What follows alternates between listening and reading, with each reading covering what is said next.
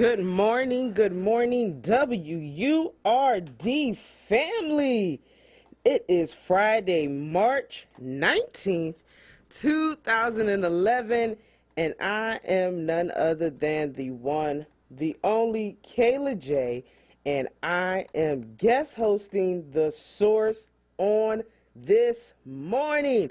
I'm super excited to be filling in for Tiffany Bacon, and listen, we have an amazing show for you today. You know that, on Fridays here, we're all about pop culture. We're all about the pop culture, and today it's going to be a packed show, and we're going to be pop culturing it up. You want to stay tuned. You want to keep it locked to your speaker. Keep your ear glued to the speaker because it's going to be lit today. But before we even get into all that, let me give you the call-in numbers. If you want to get in on the conversation today, you can give me a call at 215-634-8065 or toll free at 1-866-361-0900. Again, 215-634-8065 or toll free at 1-866-361-0900. 0900. That's what you can do to get on the show. Also, I'll be looking at your YouTube and your Facebook comments, so feel free to start a watch party. That's the way everybody can know about what's happening in these pop culture streets. Okay? But speaking of the show, listen, this is who we have on tap for the show today. In the 10 o'clock hour, we're going to be discussing the film Coming to America. If you have not seen it, I want you to know, spoiler alert, spoiler alert, spoiler alert. We're going to spoil it for you. But we're going to talk about the movie Coming to America and the mental health issues around that. And I'll be joined by none other than Philip Roundtree, who you can see is on your screens right now. And then at the 11 o'clock hour, it's all about the music, y'all. I'm going to be joined by Asia Graydon Dantzler, that's one half of Kindred the Family Soul, as well as Word Zone Mike Moore. We're going to be talking about the Grammys and just a few things that we were shocked that we did not see. And at 12 o'clock, listen, at 12 o'clock, you don't want to miss it. We're going to dive deep into the sports world. I have former Philadelphia Union Ray Gaddis and Emmy award-winning sports broadcaster Rachel McNair joining me today. We're going to talk about sports. The arenas is open back up, so we want to see how they feel about that. With Ray being a former MLS player and Rachel being out there, is it truly safe with all this COVID going on? So you want to keep it locked right here to WURD. Yes, we have a full show, but I still do have room for your calls. So much so that here's my question of today.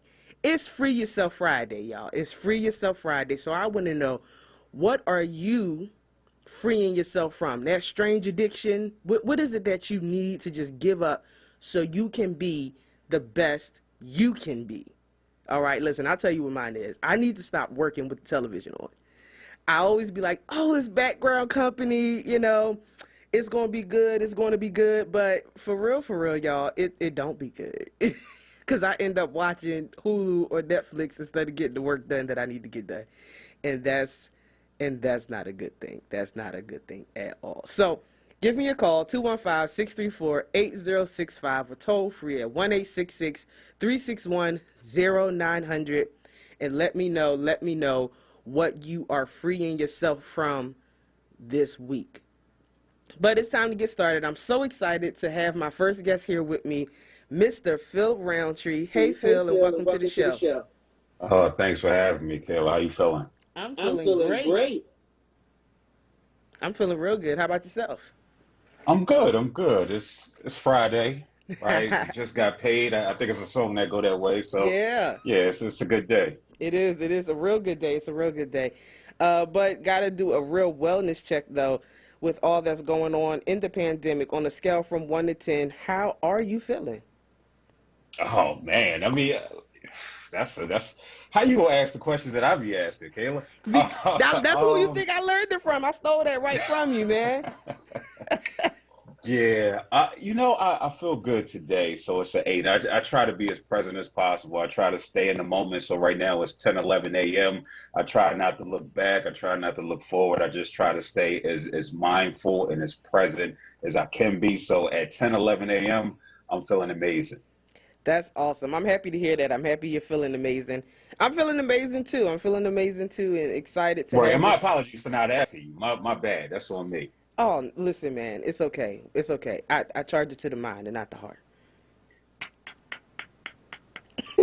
But let's get started with our conversation. You saw Coming to America. How? What was your take on the movie itself? Ah, so spoiler alert, right? Right. Like, Spoiler alerts. yeah, it's you know. For me personally, I didn't have any expectations Mm-hmm. coming into it because I looked at it. It's been 30 years since it came out, and I don't know any other film that's had a sequel come out 30 years later. The Incredibles. So The Incredibles. Mm-hmm. Well, okay, all right, but that's a cartoon, right? So you like they're not necessarily going to age. So we know True. Eddie Murphy that he aged 30 years, and so my thing was, listen, it's black entertainment. We don't necessarily get movies for us all the time. So I'm going to watch it. Hopefully, I enjoy it. And I watched it. And for me, my takeaway was it was just a nostalgia piece, Mm. right? It's like going past your old high school, going saying what's up to the principal. And it's just like, all right, I said what's up to him. I never have to come back again. And so and so that's how I felt about Coming to America too. I thought it was aesthetically, I thought it was beautiful. The costumes. I saw the sister. She's been nominated for one of their awards, an Academy Award, for the costumes Mm-hmm. in Coming to America. They were just stunning. I thought the cast was amazing. You had all any black actor, actress, that's noteworthy, right? In this period, they were in that film. It was great seeing Wesley Snipes. I always love seeing Wesley. And again, it takes you back. I'm 37 myself, so it takes me back to my childhood, and I think Mm-hmm. that's what it does for a lot of people. As far as the storyline, which I'm sure we'll get into, Yeah. yeah, it wasn't necessarily the best, right? But overall, I just thought it was just a nostalgia piece. Like, I remember that. Like when I saw the twins come up on stage, the ones that Yeah. had the rat. Yeah. Yeah. Like, oh, they're still alive, and that's a good feeling to see somebody that's like, oh, you're still alive. That's great, right? So, but yeah, overall, it was a cool movie, but I'll never watch it again. Yeah, I don't think I will ever watch it again either. And I hear 3 is in the making. I just don't think it's necessary or needed. I don't see how they can even build to this storyline. But we'll get into that. We'll get into that later. Because the one thing I brought you on here for is because I saw you did a live talking about it, and it was something that I thought about but didn't think too hard about it. Is the rape culture being accepted into this movie? For you all that haven't seen it, Prince Hakeem, who is now the king, realizes he has a son in America, and that son was from a drunken night where we actually realized that he was roofied and ended up sleeping with Leslie Jones in this movie, and that was just really shocking. So for the folks that don't know, can you just explain a little bit about what rape culture is? So rape culture is basically just the social environment that allows sexual violence to be normalized and justified, and it's fueled by gender inequalities and attitudes about gender and sexuality, right? So some things in rape culture include the old adage, boys will be boys, Mm, or rape jokes, which the scene you just described alluded to. It's that locker room banter, and then it just escalates, right? It mm-hmm. escalates up to victim blaming. Well, what was she wearing, right? Or in this case, what was he wearing? What was he doing? Then it's things like drugging, which took place in this film, which and at the top, at the pinnacle, is rape itself, the Mm-hmm. act. So how could this affect one's mental health? Oh man, it can be devastating because we talk about rape, that the act of rape itself is definitely one of the worst traumas that one can experience. But also being a victim slash survivor, just in rape culture, people making jokes about you, inappropriate jokes, touching you inappropriately. These can again also be traumatizing. When we talk about the effects of trauma, you can definitely develop a diagnosable mental health disorder such as post-traumatic stress disorder, depression, anxiety, all of which can be precursors to things like suicidal thoughts and suicide. Also, we know the effects of, and not just necessarily the act of rape, but also the other aspects of rape culture can cause you to engage in substance usage just in an effort to cope. It can impact your ability to form healthy relationships, to succeed in school and career. And so the impact of rape and rape culture is just vast. Yeah, yeah, it really is. If you've seen this movie and you're like, I don't know which scene you're talking about, and you have some questions, feel free to give us a call, 215-634-8065, toll free at 1-866-361-0900, or you can write your comments and your questions in the Facebook and YouTube thread, and I promise you I'm going to read them, and Phil and I will do our best to discuss them. Phil, before we go to commercial break, though, want to ask you this question. Did you expect to see something like this in Coming to America? If I can be fully transparent, I wasn't even aware of it. Like I watched the film and I was just like, oh, okay, all right, I watched that. I'm never going to watch again. It wasn't until I had a conversation with a friend of mine, a gentleman, and he was like, yeah, man, after that rape scene, and it clicked, and I said, wow, Yeah. how did I miss that? Why? Because we've normalized rape culture to be specific to women. When we Mm. know that men can be and are victims of rape culture, survivors of rape and sexual abuse and sexual assault, right? We'll look at a man who's in his 20s messing with a 15-year-old girl. We'll look at that as rape and sexual assault and child abuse, which it definitely is. But if it was the inverse, right? You have a 16-year-old messing with a 22-year-old, we're going to say, oh man, you got your old head, right? And, Mhm. and, Mhm. and we've normalized it to be acceptable.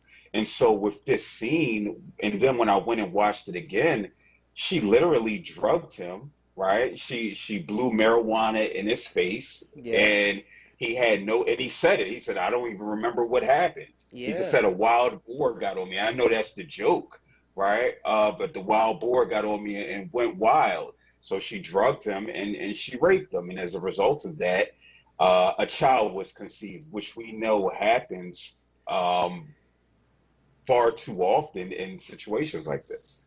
Yeah. I know for me it was kind of like you. I watched it and it clicked. I was like, "Oh man, she drugged him." But that was kind of it. That was kind of all I took it until I saw your live and I was like, wow. Like, I'm with you that we've kind of normalized it, and we're going to talk about that after the break. But it was really, to me, shocking that they even did this. But it wasn't shocking after I came to my whole conclusion that I actually feel that Eddie Murphy didn't want to make a Coming to America too, because there's even a line in the end of the movie where I think it was the daughter that went on to become the queen. No, sorry, it was the young lady who went on to marry the young prince, of saying, yeah, like when people ask for sequels that aren't going to measure up to the first one. That's actually a line in the movie. Wow. And I was like, he didn't want to make it. Yeah. Yeah. That he even Word. snuck that in there. But I was really shocked to see this and to see this culture, this rape culture in the movie, because I thought Eddie Murphy would be just a little more classier than that. Yeah, I don't even know if it's become so ingrained in our society that we don't even recognize it when we are perpetuating rape culture. right? So it's the conversations that you have with your friends and the laughing at the unhealthy, what some call toxic jokes, right? We just laugh because we think it's funny, and a lot of people, it was a lot of pushback on it because like it's just comedy, right? And it's just like, yeah, it is comedy, but also it is perpetuating rape culture. So if unless you have somebody and you're actively thinking about the impact of every scene, every joke, who's going to be offended, who's not going to be offended, then it's something easily to miss. Now, this was just egregious in itself, right? Because it was just such a huge part of the film. Right. But still, Eddie Murphy, I mean, we think about who Eddie is, who his jokes have been. We think about just comedians in general. Typically, they're allowed to go past the bounds of political correctness. Yeah. And he did. He did. Well, we got to take a break, folks. If you want to join in the conversation, you can give us a call, 215-634-8065, toll free, 1-866-361-0900. I'm Kayla J, and I'm talking with Phil Roundtree about Coming to America, the rape culture that was in it. Did you see it? Did you notice it? Is this the first time you're hearing about it? And if you haven't seen the movie, listen, I'm honestly not sorry. It's been a few times. You had a chance to watch it. Well, you're listening to WURD on The Source. I'm Kayla J, and we'll be right back. Just one more step. You got it. You're doing great. This is the sound of a nationally ranked top rehabilitation hospital, home to the largest collection of robotics in the United States, where we continually exceed patient expectations. Because no injury is too severe or too minor for our care. There you go. This is the sound of success. Moss Rehab. Challenge accepted. Olaniyan Adefume, author of the Book of Questions, needs your help. He is seeking out responses for an updated version of the Book of Questions Series 2. The topics of the book cover issues of religion, race, sex, economics, politics, and health. One example would be, what do you think of the Capitol riot of January 6, 2021? For more information, reach out to him directly at 215-678-3830 or email him at oadefumi@yahoo.com. I would like to play a little tune I just composed not so long ago. Hey family, do you like hearing the best jazz selections aired by 3 of the best jazz announcers in Philadelphia? Well, tune in to 96.1 FM, and 900 AM, WURD Radio, independent black media for Freedom Sounds of Jazz. Freedom Sounds of Jazz. Hear Freedom Sounds of Jazz 10 p.m. Fridays with your hosts in rotation, Aquila, Jonathan Bay, and David Fritz. That's 10 p.m. Friday nights on WURD 96.1 FM and 900 AM, independent black media.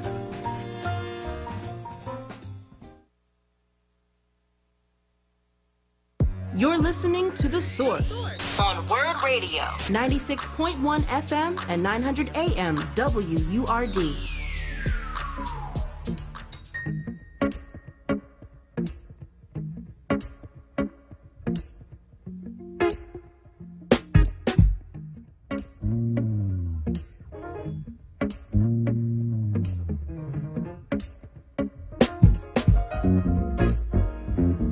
I'm caught up on a burning train, going nowhere, all for your love. When I want something, you're hardly there, and every time I call, you answer, babe, I call you right back.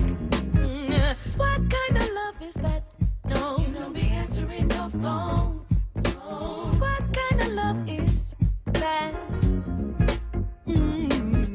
What kind of love is that? No. I'm again. You're giving me the blues. Don't know what to do. Don't wanna assume, but what is it? What is it? Is there someone new? You keep leaving me by myself. Be your card if there's someone else. Don't know what to do. And when I'm ready to go, that's when you tell me that you love me. When I'm about to walk away, you say what I'm feeling ain't true. You say I'm your only one.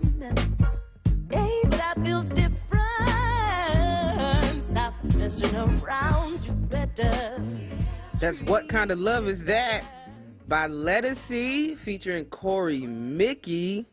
Yeah, I thought that would be the appropriate type of song, because what kind of love was that Eddie Murphy got in this particular movie? I don't think it was love, but some people may say it was. I just highly doubt it. You're listening to The Source right here on WURD 96.1 FM, 900 AM, streaming live at wordradio.com. I am Kayla J, guest hosting, sitting in for Tiffany Bacon today. Shout out to you, Miss Tiff. Thank you for allowing me to sit in your chair today. We're talking Coming to America, the second one. We're talking mental health. We're talking rape culture. And my guest right now is Brother Philip Browntree. Shout out to you, Malcolm. Shout out to you, Shirley Carter. Shout out to you, Joey Dixon. Thank you. Shout out to you, Miss Lynn. Thank you, Miss Wanda, for tuning in on our Facebook Live. And good morning to you all. So, Phil, going back into the conversation, we were shocked but not really shocked to see it in the movie. My question is, why do you feel that Hollywood is trying to normalize this type of thing? Because this isn't the first time we've seen a drug scene and sex happen. It's in a bunch of our black films. So why do you think this is the norm? Yeah, I don't think it's just endemic to black films. I think it's just Hollywood culture outside of the filmmaking, right? We see what's taking place with that white man. I ain't gonna say his name because I'm not gonna give him that type of love by even saying his name. But we see that it's a problem in Hollywood with the executives and what have you. So it only makes sense that it takes place, that we see it occur within filmmaking as well. Now, one thing about filmmaking and storytelling, right? Like, we are telling stories, and sometimes in nonfiction types of stories, listen, this is the real deal. This is what happens. So I don't necessarily think that it's endemic to black films, but I do think that Hollywood is complicit in promoting rape culture in society, right? Because nobody did step up and say, hey, this isn't a good scene. I highly, highly doubt, I would put my daughter's lunch money on it, that if it was reversed and it was Eddie Murphy blowing marijuana, smoking Leslie Jones' face, and then getting on top of her and being intimate with her, that Coming to America wouldn't have seen the light. Coming to America 2, or whatever the name is of it, Coming to America, right? Yeah. It wouldn't have seen the light of day.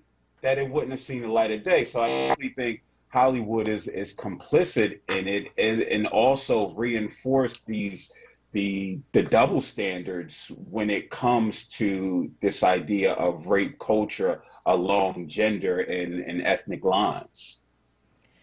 Yeah, I agree with you there. Want to just stay there a little bit, because I agree with you. If I feel that when men do it to women, and we're talking about rape here, it's really blown up.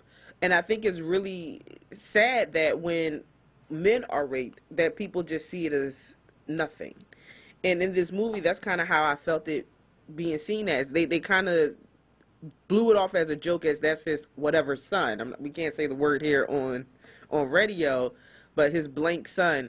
And it's just like they never even stopped to think for the fact that, hey, the prince was drugged, hey, the prince was raped. This whole time he thought he was soiling his oats with Lisa, and he had already soiled his oats. Yeah. I think it's important that, first, it should all be blown up, right? Like, right. We should always be talking about, especially when it comes to women, because we know that women are more likely to be victims/survivors of rapes and sexual assaults and experience rape culture at higher rates than men. But it is to acknowledge that men also are victims and survivors of this rape culture. And due to the climate of society, we don't have these conversations. One example, and a prominent example at that, is we know what took place with, again, another white man. I think he killed himself, died by suicide. What happened with Michigan State and with the a lot of the Olympic gymnasts, right? We know everything about that. We know the victims/survivors. We know what took place, the hundreds and hundreds of girls who were victimized by this individual. What we don't know is the same thing took place at Ohio State and their wrestling team throughout the late 80s and early 90s, where hundreds of boys/men were experienced inappropriate touch, sexual assaults by doctor at the university, and now they have a lawsuit that's pending. One of the, I believe he's a senator or state rep in Ohio State, is also complicit in this because he knew about it, right? But how many people know about what took place with the Ohio State wrestling team? Not many, but we know what took place with these young women with regards to the Olympics. So again, it's just how we're looking at rape culture in this society, and it all boils down to this idea of white supremacy and patriarchy, which we saw this week, a prime example of it this weekend in Georgia. Yeah. And I honestly think that it's Hollywood's job to ensure, I'm not even going to say ensure, but to make a statement and to go against it. Like, even though, you know, there are some parts of Hollywood that is supposed to be satire and funny, but I think that there are certain times that Hollywood goes too far. A lot of folks get their life from television. You know, they try to mimic television. And in my opinion, if we continuously, you know, show that rape culture is okay, right? Because he ended up being a whole prince. He went to Zamunda. He got his, you know, to me, it feels like that's telling boys and girls and that, hey, listen, this is fine. Go ahead, drug him or her, and something good couldn't come out of it. Yeah. Just to push back a little bit, you know, I don't even necessarily know if it's Hollywood's job, right? Because Hollywood is about making money. True. They're about the bottom line. And so we saw that everybody watched Coming to America, one of the highest grossing films of the year. I'm sure everybody went and got their Amazon memberships or used somebody's login code or something like that, right? Because they're about making dollars. They're not about making the moral decision making and to truly educating the people about things like rape culture. And so that's when it becomes incumbent upon us, right, to make those statements against Amazon Prime. How powerful would it have been if one person watched it and it was like, whoa, that happened? And they lit the soundboard up and said, nobody's watching this, right? Then that's when we start to see a change. But when we talk about changing rape culture, I don't put my faith in white folk. You know what I mean? Like, even in this situation, we're talking about Eddie Murphy and what have you. Listen, he's still in a different tax bracket. So when you're in a different tax bracket, that can cloud your judgment, right? So I definitely think it's important for folks like us, like what you're doing right here. This is shedding the light. Somebody who's listening to it, they might say, oh, word? Yeah. No, I'm not going to watch it, right? And so it might not seem like it's doing much, but we're educating. And that's the best way to truly combat this idea of rape culture. That's good. We have a caller. We want to go to the calls real fast. Good morning. Welcome to The Source. You're on with Kayla J. Hey, good morning. This is Brother Sampson. Is this me? Am I on now? Yes, Brother Sampson. You are live on the air. Good morning to you. Good morning, sis. Hey, you know, in 91, Aaron Hall's first hit was a song called Don't Be Afraid. And I used to love that song. I thought song was so hit, you know. And a friend told me, well, we call that the rape song. Wow. You know, on campus. Yeah. So it seems like, you know, that movement, this double reflection on you know, the gender roles was kind of and privilege is kind of was, you know, a long time coming. You know, it wasn't just the last 5 years, but they were calling this song a rape song in 1992. Yeah, Don't Be Afraid by Aaron Hall. Wow. Thank you. Thank you for your call. Wow, that's intense. But it really leads into the next question of, if this scene hadn't happened, there wouldn't have been a movie. So what do you even think about that? Like, if it wasn't for this scene, which, by the way, in my opinion, is an absolutely false scene, because in the original Coming to America, we see Simi and Akeem busting the windows at McDowell's, and he said he hadn't had sex for 3 months. And if for this scene had taken place, meaning they had to have sex, but whatever. Because I'm a Coming to America snob. Yeah. But how do you even feel about that? That if this scene hadn't taken place, there was no plot. I mean, it's one of those things where, first, I want to definitely highlight what the brother said. Like, he's right, man. I think when we talk about Black folk and Black liberation, and we talk about truly getting to where we want to get to, we should be uncomfortable with the types of music that was then out back in 91, the music that's out now. We should all be reflective and think about how it's truly impacting us as Black folk. As far as your question with regards to the plot, I mean, it was so poorly written, man. It was, and you sit, like you highlighted one of the, where it didn't align. I don't necessarily know how he would have gotten a son without this scene. Hopefully they should have found somebody a little bit more creative to find the scene. Maybe he went to a sperm bank and donated sperm to get a couple of dollars because he got, I don't know. Remember, he got all his luggage and stuff stolen, so maybe he lost money. I don't know, right?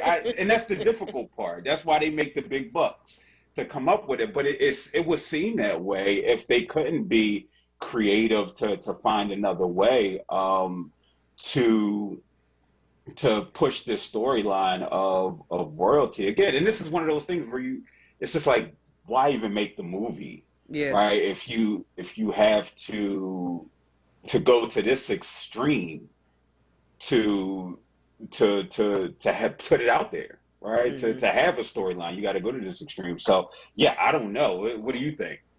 I think that it was, like you said, agreed, poorly written. That if rape wasn't in the picture, there just shouldn't have been no storyline. Like, if you couldn't figure out how to get a son from America without going to the extreme of rape, you just should have told the people no. I even came up with a different storyline of, it could have been, they thought that it was Prince Akeem's son, but it was really Simi, because Simi was really, the one out there trying to get some. Akeem was focused on Lisa, and that was it. Because Akeem was going around saying that he was the prince. I thought it was going to be Akeem and Lisa's sister's baby, like, because they had a thing going on, and she thought he was the prince until the end of the movie. Yeah. Yeah. So I could even see, something like that.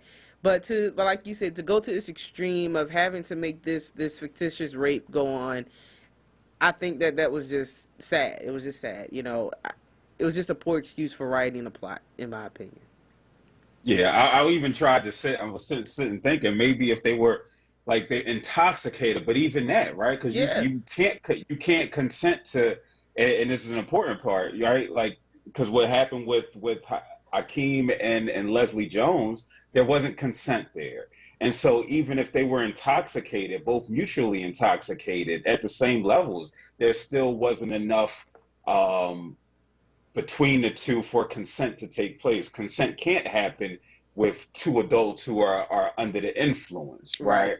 So saying, and granted, and this is the nuance when it comes to rape culture and different things, because, hey, we're two adults consenting and what have you, but in the eyes of the law, if somebody says, listen, you took advantage of me, and you say, well, we both were intoxicated, that's not a defense, right? And you still can, and you still can be prosecuted. So even trying to shoot him bail with that, but I just don't think there's any bail that can be shot to save this storyline. I don't think there's nothing that can save it, and the fact that a 3 is in the works makes me a little nervous. But before we even do that, we got a call on the line. I'm going to go to the call. Hey, you're on air live with Kayla J. Welcome to The Source.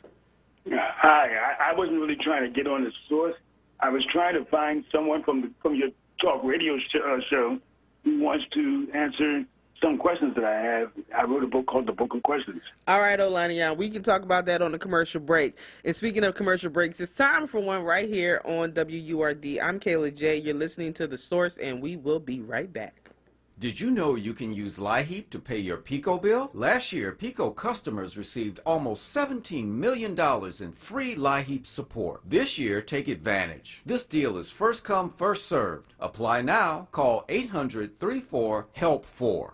Hey, WURD family, Reverend Leroy with a boss good recommendation for Clark Roofing. I found them to be a solid business, honest, dependable, fast, and clean workers. Mr. Clark stands by his work. Call him at 215-365-7663. Call Clark Roofing and ask for a second-generation master roofer, Calvin Clark. Clark Roofing professionally installs a variety of roofing systems for your home or businesses. Call Clark Roofing at 215-365-7663 or visit their website at clarkroofingpa.com. Black Broads Abroad is a new show hosted by yours truly, Felina Jean. I've been an expat for over a decade, living across 4 continents, 6 countries, with travel to over 40 places in between. My show will feature spotlight interviews of compelling Black women who have also said peace out to the divided states and are thriving abroad. From Iceland to Istanbul, Madagascar to Mogadishu, and a host of other countries. Tune in every second Sunday of the month from 5 to 6 p.m.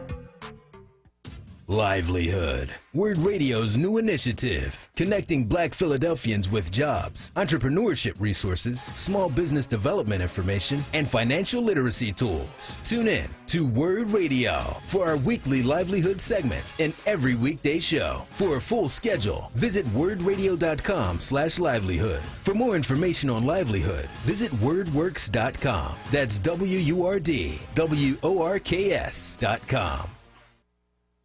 You're listening to The Source on WURD Radio, 96.1 FM and 900 AM WURD.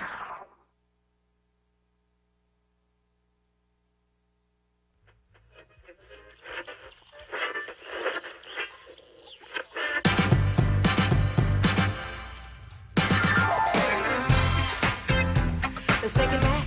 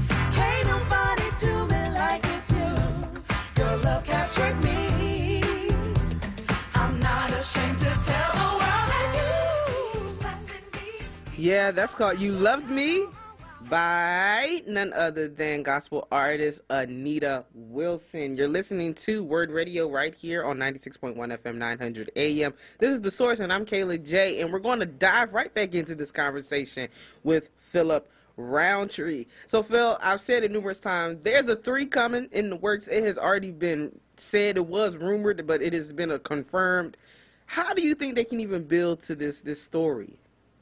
And should they build to this story? They can't. So hopefully somebody says, like, listen, 2 was enough. That was enough. Hopefully Eddie comes to a sense of it, if that indeed is the case. I don't stop black folk from getting their coins. Mm-hmm. You know what I mean? But we got to be creative and do something else. It's not like it was Home Alone 2 or something where it was better than the original. You know what I mean? So I don't see the need for Coming to America 3, just because I don't know if the storyline permits it. Maybe they focus on the son, who was okay. Maybe now if they focused on Wesley Snipes, I think Wesley is such an underappreciated gem in Black Hollywood and just in Hollywood in general, but especially Black Hollywood. Maybe if they focus on him, I think it could be great in him and the country that he was leading or what have you. But outside of that, man, it's just a money grab. Yeah, it really is. We have a comment on Facebook. It says, "Good morning. I was hoping that the movie would have focused on the daughter. So much could have been done with her being a boss, maybe running a McDowell's empire or something." Yeah, I agree. I agree. Being that I saw the new McDowell's in Zamunda, that could have been a thing. But bringing Louis Anderson back over to run it, that didn't kind of make sense to me. Well, you heard the story about that, right? No. So in the first one, Hollywood, they told him that he had to have a white person in the film, and so they didn't give him a choice. And because they like Eddie liked Louis, they put Louis into that scene, into that role. But outside of that, you think about it, unless it was like passerbys or the lady that was in the subway, but it wasn't a white person in the film. But they were told that they had to put a white person in the film, and so because he and Arsenio, all comedians like Louis, they put him in and casted him for the role. Wow, that's news. Didn't know that. That's a tidbit of information that's good to know. That's what I try to bring little facts in. Yeah, you know what I mean? Little gems, little hit gems. But to the point of this is a traumatic thing. What somebody that watched this could have been very well their situation too, and they're not addressing this trauma. So what do you think can happen if they just continue to build on this, and what can we as viewership do to ensure that rape culture really doesn't continue to go forth like this in Hollywood? Yeah. Well, first, I mean, we've seen Hollywood delete scenes from movies, important scenes from movies before because of the content. And so that would definitely be my first suggestion for Hollywood to do it. I think you brought up a good point that I want to expound on, how this film and that scene can be triggering, not only for women who've been sexually assaulted, but for men who've been sexually assaulted. So it can be triggering. And you don't go into Coming to America 2 thinking that I'm going to be triggered by sexual assault, right? Right. You think about it. You go maybe your entire existence after that experience, potentially trying to avoid situations to remind you of what took place, and here you are, you come to America 2 for a laugh, and you get that, right? And these are the types of, again, the thought process that just wasn't there at that moment in time. When we talk about what we can do as a community to push back and cancel rape culture, because that's really the only thing that truly should be getting canceled is things like rape culture. Yeah. We not watching this film, not commenting on films like this, because what they say, even bad press is good press. Yep. Right. Yep. And so even by comment, I saw so many people talking about whether they liked it, whether they did like it, but that's still giving it attention. And so you don't want to give something that's unhealthy and negative to a community this type of attention. We talk about being reflective and introspective. How am I am I perpetrating rape culture at any point, or have I at any point? And sometimes I feel a little squeamish when thinking about in my 20s, where a young lady might be walking by me in the club and it's loud in there, and so I'm just like, hey, I might grab her hand, right, and say, hey, can I talk to you for a minute? Why am I touching her, right? That's a part of rape culture that we don't even necessarily think about, right? These are the types of normalized behaviors that we don't think about when we're objectifying men and we're objectifying women, based off their physical appearance or what have you. So being reflective and introspective, it's not to shame yourself, no, because when we know better, you do better, right? But you have to be at a place where you have to look back on these past experiences, no matter how squeamish it is, and say, you know what, I have to be cognizant. Because I have a 12-year-old daughter, and I'd be dagged if I want somebody grabbing her by the hand when she's walking anywhere, when she's a teenager or an adult. It's also having these conversations with her, letting her know about good touch, bad touch, being able to name body parts by what they are, not by pet names, because we don't know if they're old enough to be able to understand WAP, right? We need to let them know. We need to let them know all the names, right? So again, knowledge is power. Also, intervening, right? Intervening in situations of rape culture. It could be as simple as, listen, I have homies who call women the B word, right? Still to this day. And I'm like, yo, relax. Like, don't do that. That's intervening. That's, the bystander approach, where we're not sitting on the sideline and being complicit by not saying anything. No, we're intervening. We're saying, no, you got to relax. And it's hard to do that when it's your friends and it's your family. You want to laugh, even if it's uncomfortable, even if you know it's inappropriate. And then that goes up until when we see potential threats taking place, whether it's in a bar, whether it's in the community, of something inappropriately happening, whether it's man, woman, woman, man, woman, woman, man, non-binary, right? We need to be ready to intervene, at least say something, hopefully, or make a phone call, because again, self-preservation matters. So if somebody's doing something to another individual, you might be scared, right? And so in that instance, if you can, tell somebody else. Hopefully somebody else can intervene. But ideally, we can intervene and potentially help, end whatever that unhealthy and toxic situation that's taking place is. Yeah, I agree with you. We have to be able to intervene as people. We have to make our voices be heard, because things like this really isn't acceptable. We have to start making a change. Phil, any last words before we go? And how can people follow you just to watch all the great things that you're doing? Oh man, any final words? Don't watch it. Don't watch this.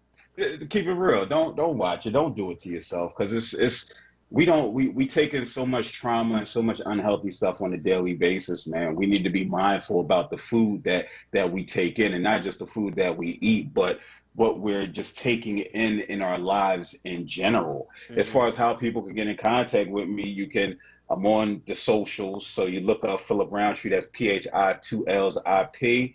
Roundtree, round is a round, tree is in tree, like Shaft. You know what I mean? I know the older folk know. Yeah, we know Shaft. You related? No, I'm not related. Also, you can catch me on YouTube if you type in PHIL, M as in Mary, S as in Sam, W as in water. You can check out the daily show that I do Monday through Wednesday, called Rhetorically Speaking, where I was talking about coming to America, where I had dope people like Kaise Lehman and Rosa Clemente, who was associate producer for Judas and the Black Messiah. So you can catch those conversations on there as well. But as always, man, like I told you, there's anything for you, Killer J. Back when I was on there, you helped produce me, and I'm nervous, not knowing what to do. And you're like, Phil, you got this, calm down, and you led me to the promised land. So I appreciate you for sure. Oh man, Phil, I appreciate you. Appreciate those comments, because you are doing great work. One of the best guys I got to produce. Don't tell nobody. Oh, thank you. All right, folks, that was Philip Roundtree. We were talking coming to America and the mental health effects around it. You don't want to change that dial, though, because coming up now I have Asia Graydon, and we're going to talk all things Grammys. We're going to talk women in music. You're listening to The Source right here on WURD. I'm Kayla J, and we'll be right back. We do all we can to ensure our kids are happy, healthy, safe, and strong. Having high-quality, low-cost health insurance helps make that possible. With CHIP, your child can have medical, dental, eye care, and more for free or low cost. Whether you're self-employed, unemployed, or your employee benefits are just too expensive, CHIP is there for you to help your child be strong. CHIP Strong. Apply or renew today at 800-986-KIDS or go to chipcoverspakids.com. Paid for with Pennsylvania taxpayer dollars.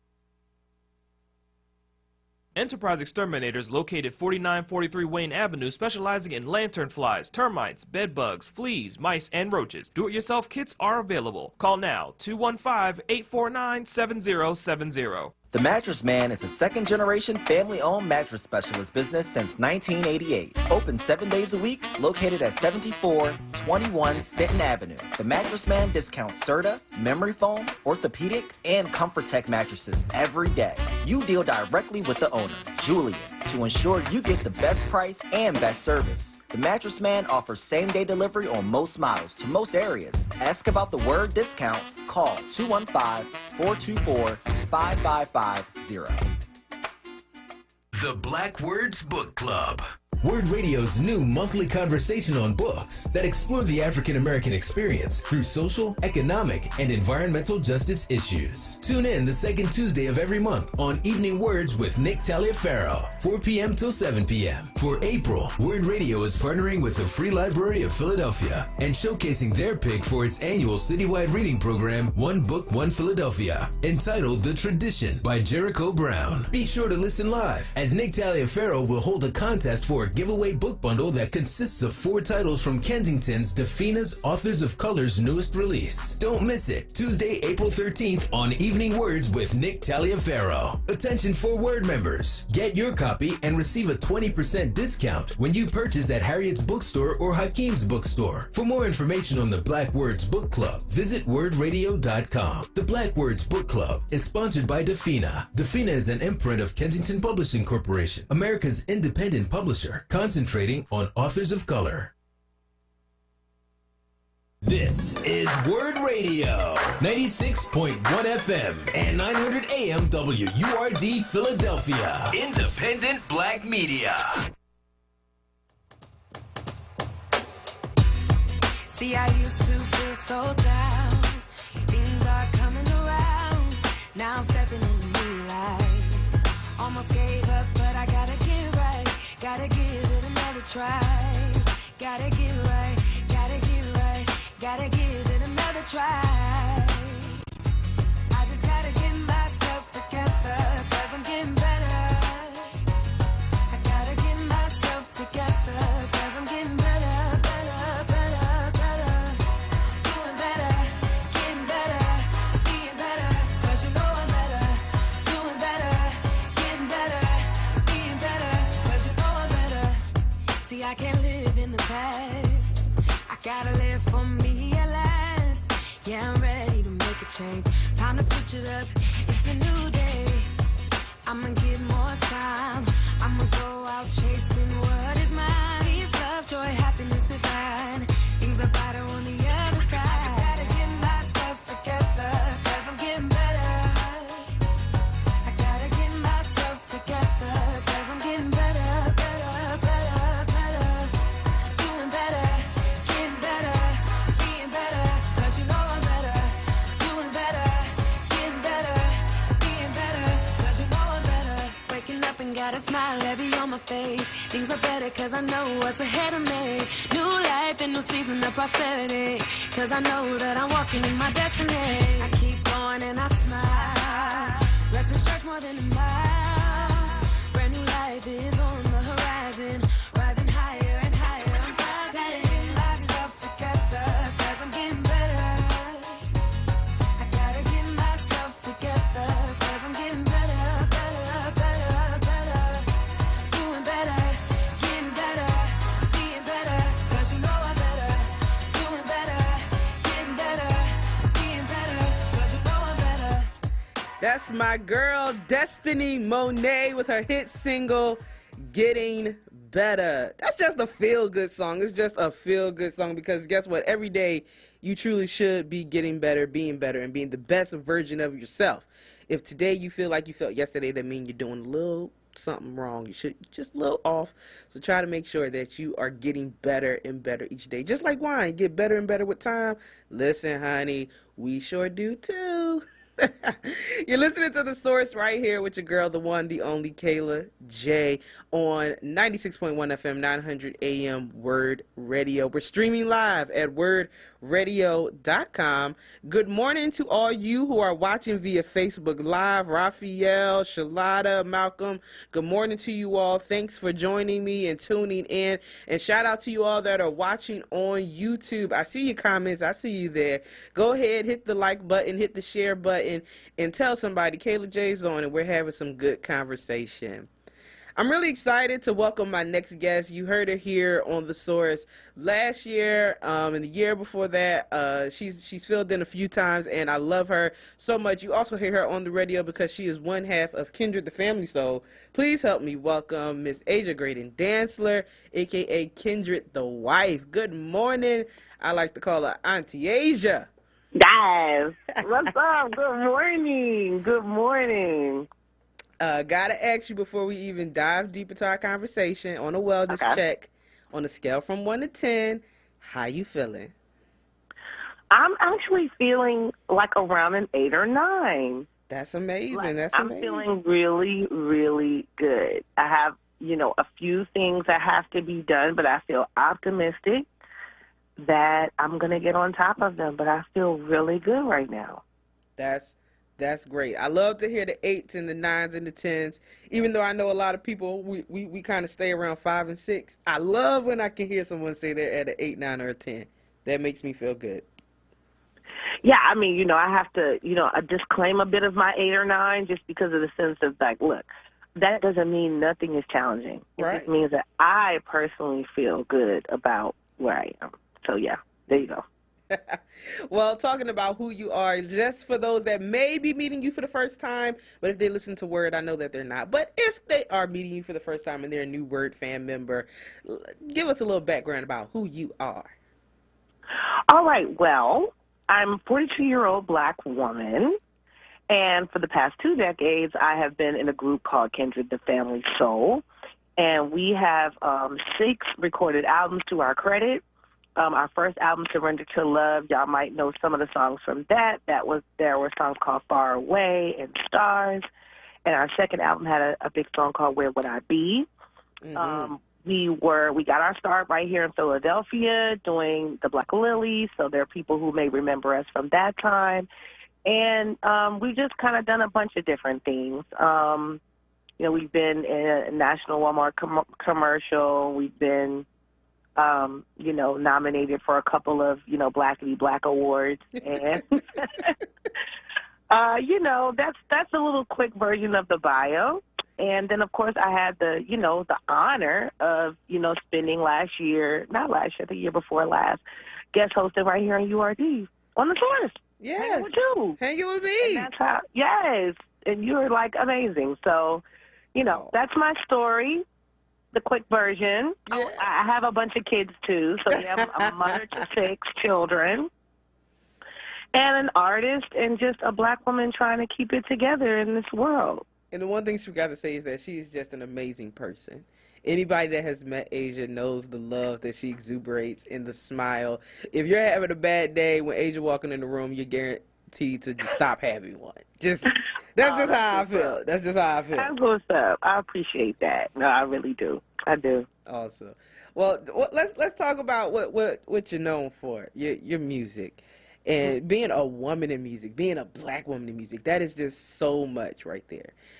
So I want to ask you: do you feel that women truly get respect in the music biz?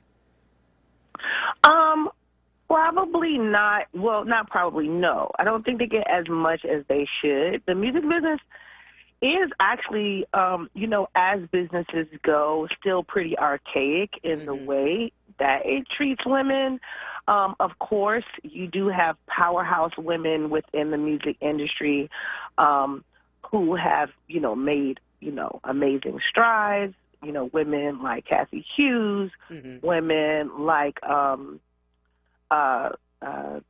gosh, I'm having a brain fart. But bottom line is that we've had like lots of women in executive positions, and black women, obviously. Just we had this historic moment with Beyonce, and her being one of the most awarded black women in all of music history. Yeah. And so we see black women making like major strides, and women in general making major strides. But overall, we're still seeing a really big, gap in between the influence of women in entertainment and media as opposed to men. Their presence, their power, their influence, the money that they make, their images, all of these things are problems and things that we need to be working towards getting better. But it just mirrors the world, basically. Yeah, it does mirror the world. I can certainly agree with you there, because I still feel like women have a long way to go. Folks, if you want to join in on this conversation, be sure to call us 215-634-8065, toll free 1-866-361-0900. Asia, in this time of, I like to call it Black Queendom. I love it. I love it. Everyone, everywhere is talking about, yes, queen, yes, sis, adjust your crown. Let me help you. Well, some folks are saying, let me help you. Some folks let your crown fall. But nonetheless, there's this mentorship that's happening now with older queens and younger queens and young princesses, right? When you were starting out, was there anyone that helped you along and said, hey, I know you're part of this group with your husband, but this is how we can do it here? Let me think. As far as like another woman, let me think. There was a woman who was actually quite influential. She's her name is Vivian Scott Chu. And she is wife to Ray Chu. I don't know if you remember from, Showtime at the Apollo, Ray Chu and the Crew. Mm-hmm. And then Ray Chu now is the musical director for, I want to say it's The Voice, or was it Dancing with the Stars? I don't know. He's been on TV, and she's been kind of at the helm of his career and moving his career forward. But before all of that, she worked with us on our first album. Wow, and she has a really extensive career in the music business that goes back to the late 80s. And I just have a tremendous amount of respect for her. And she has always been a big champion of ours, but then also a big champion of mine. So, I definitely have had women around me who I felt were, really encouraging and loving toward me. And then also I have had a very, healthy and lovely relationship, maybe not super close, but definitely every time we were in each other's company, the love and support from Valerie Simpson. And yeah, Valerie Simpson has always been like down for the crown, for real. And I have like a tremendous amount of respect for her because she's a very underrated producer. Yeah. And I think people don't use the right language about Valerie Simpson. Ashford and Simpson, who is legendary writing and production partnership.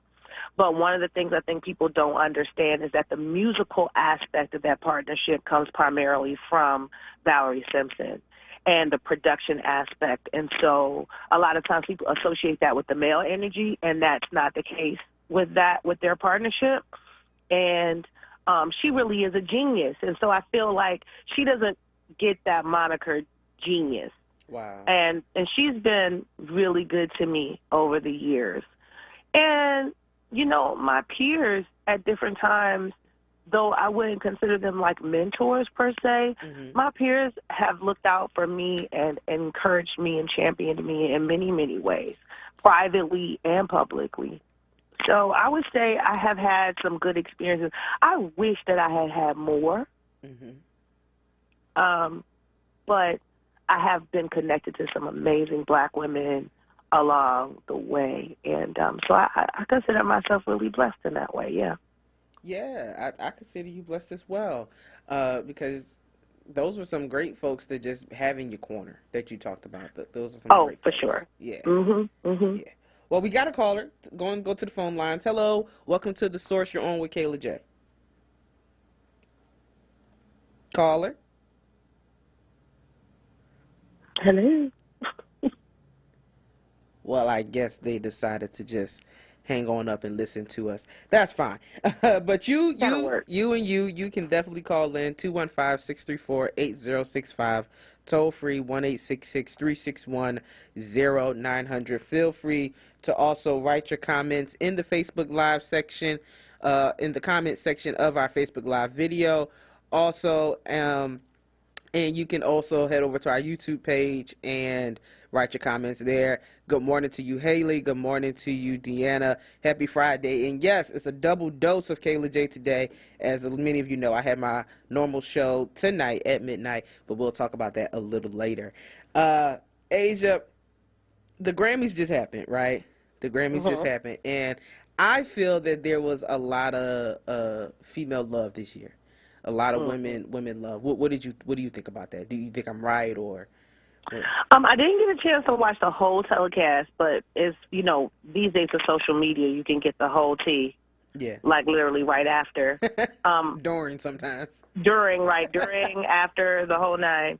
But yeah, I think that's really cool to see the Academy put some energy behind women and black women in particular. Black women, women overall, but always I'm rooting for black women. And so I think that's cool, and it's appropriate because we're looking at the aftermath of a year where, the uprisings have occurred and so many conversations about women and black women. And then obviously we've gone from a very male kind of centered conversation about police violence, and then shifted that conversation a bit in talking about and centering Breonna Taylor. Yeah. So we're looking at an appropriate time to pay attention to black women and to give them their flowers. And then obviously black women being at the helm of taking the presidency away from the lunatic that was in office for 4 years. Yeah. So it's an appropriate time. And it's good to see the Academy follow suit. We want to see this be an indication of a turnaround and not just a response to the past year.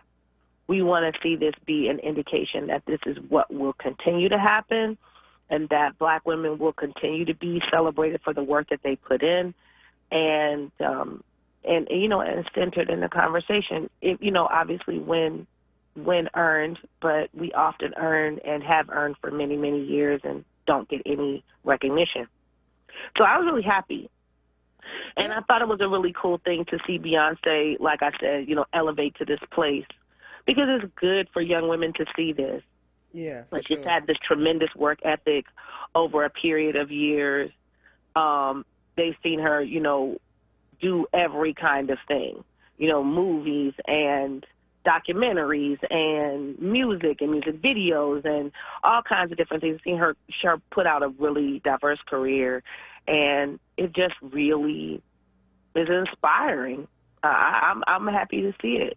You also saw some other people nominated that you wouldn't, quote unquote, normally see. You saw in the rap category, you had Chica, who I really do like a lot.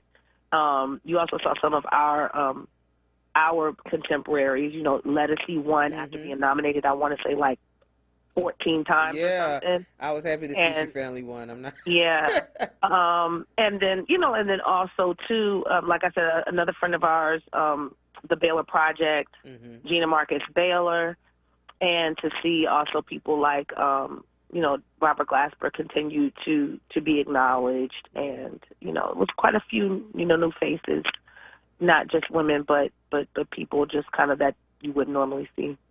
Yeah, and speaking of people you wouldn't normally see, I was excited because I love this genre of music. A lot of folks don't know that about me, but I love country music. I was really excited to see a black woman take home the country the country music song of the year. Yes. I was really excited about that. Text messages about that.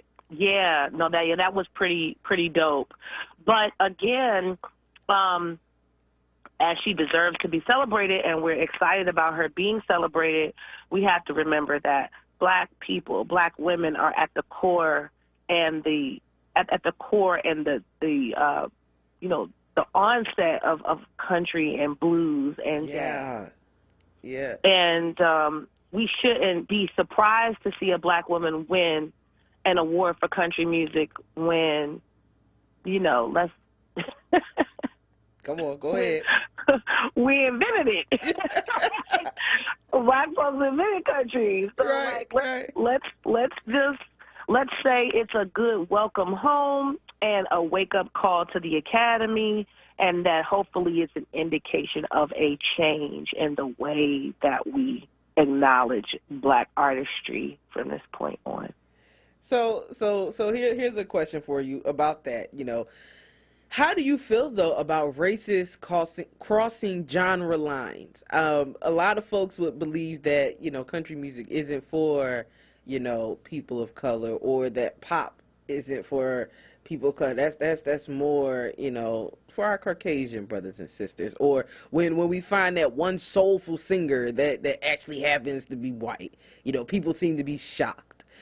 What do you feel about things like that? I don't have an issue with people being excellent at the work that they do, especially if it resonates with audiences. But I think we have to continue to ask ourselves why they resonate with audiences. And we also have to ask ourselves, why are they able to be easily elevated for work that we've been doing for decades, for centuries, really. But work that we've been doing for a long time. So we have to ask ourselves those questions. So I rather, for me, I don't like to center my disgust on a specific artist, because if they're good at what they do, then I'm with it. You know what I mean? Yeah. But I like to consistently turn my attention to institutions, because the problem really, in my opinion, is with the institutions and why they function the way that they do. Why do they so easily allow people to elevate in those moments and then forget about those people who invented and innovated the genre?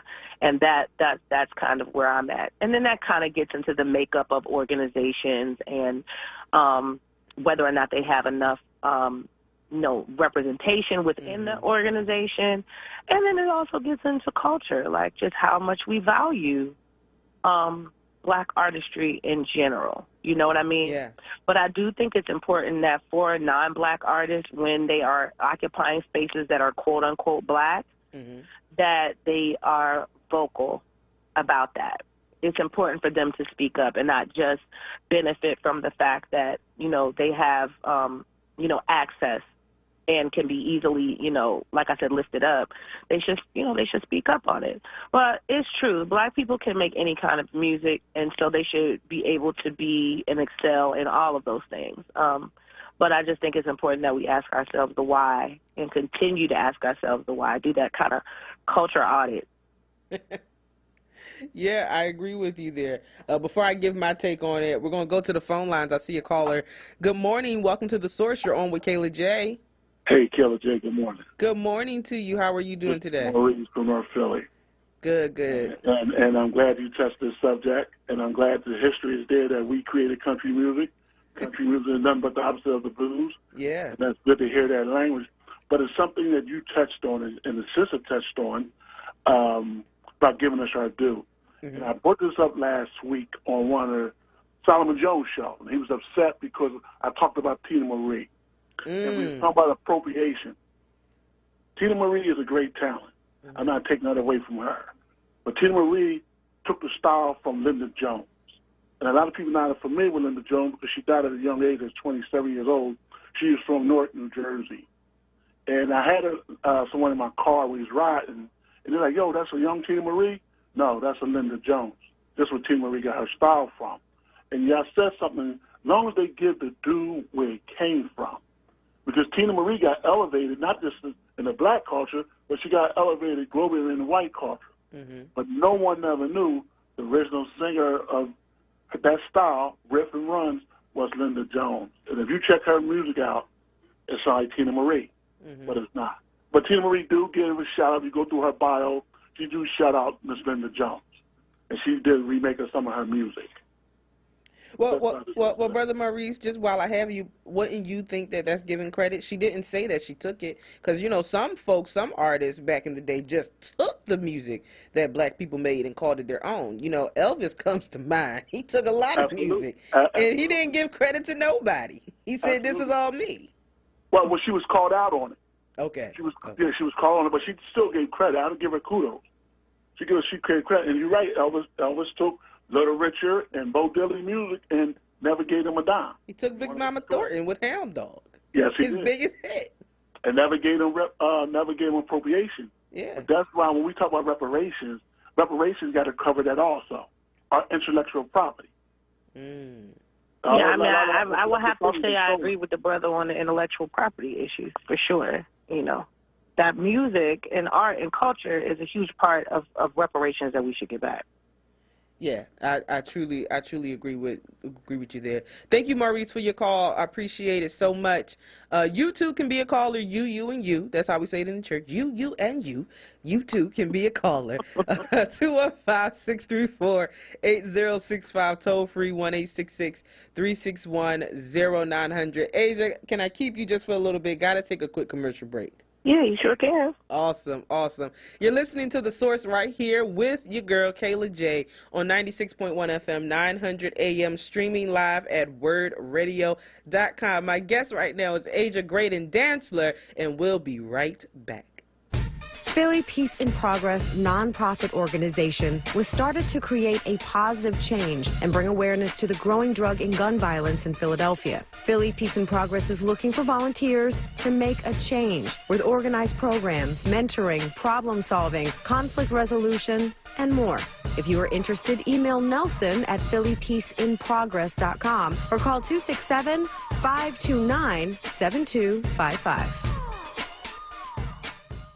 Hey there, all you ashy folk. I got the solution for your ashy skin. Nubian K Essentials all-natural body lotions at www.nubiankessentials.com. Also found at Hakeem's, 210 South 52nd Street, the Wayne Avenue Health Store, 5007 Wayne Avenue, and Cultural Exchange, 1450 Point Breeze Avenue. Or go to www.nubiankessentials.com and kiss your ashy skin goodbye.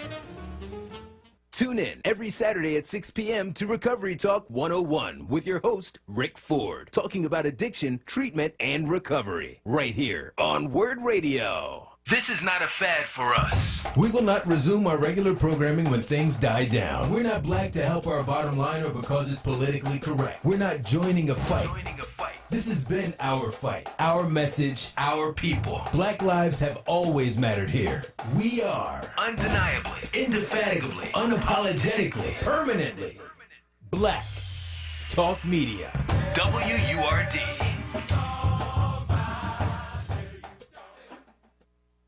You're listening to The Source on WURD Radio, 96.1 FM and 900 AM WURD.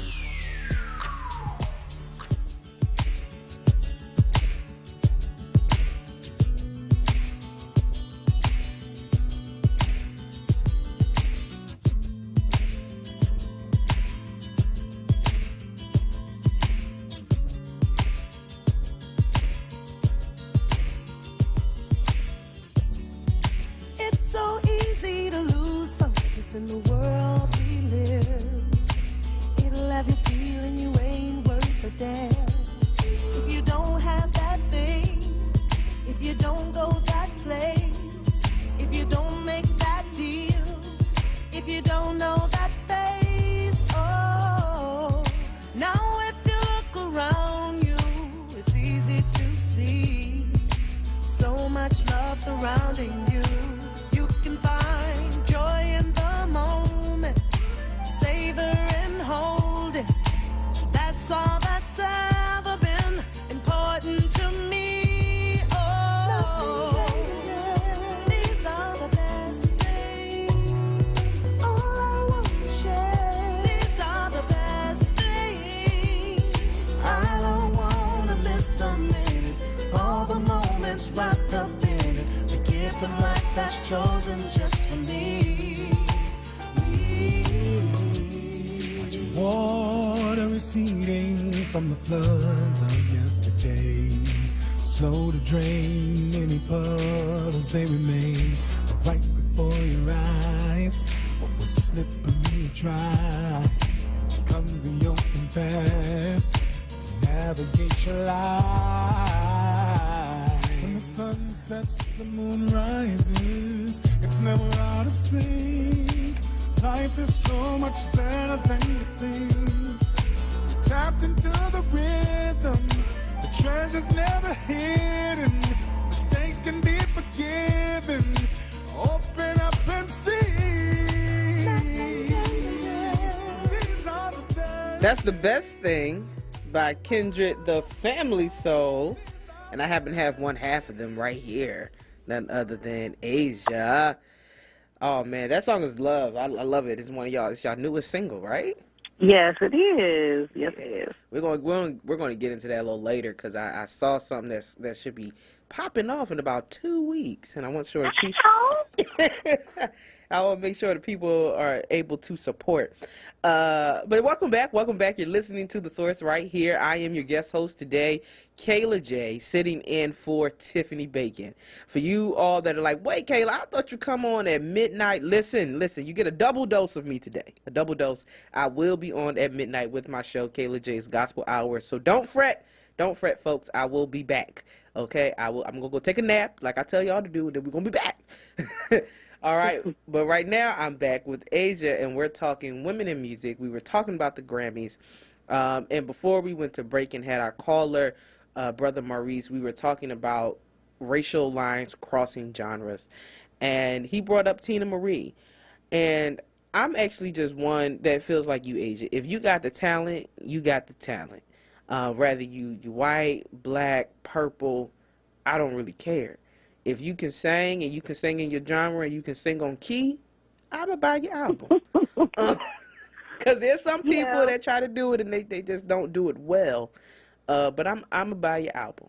Because, we even this year at the Grammys, we had Kanye making a gospel album. That's different. Snoop made a gospel album. You had Lil Nas X with Billy Ray Cyrus. That's different. Just a whole lot of different things. I think music is a universal language. Oh, yes. It's very true. And I do think that there is a bit of responsibility, no matter who you are and what you do, that when you do have access to certain kinds of privilege, that you should speak up about it. Yeah. And, I love Tina Marie and toured with her.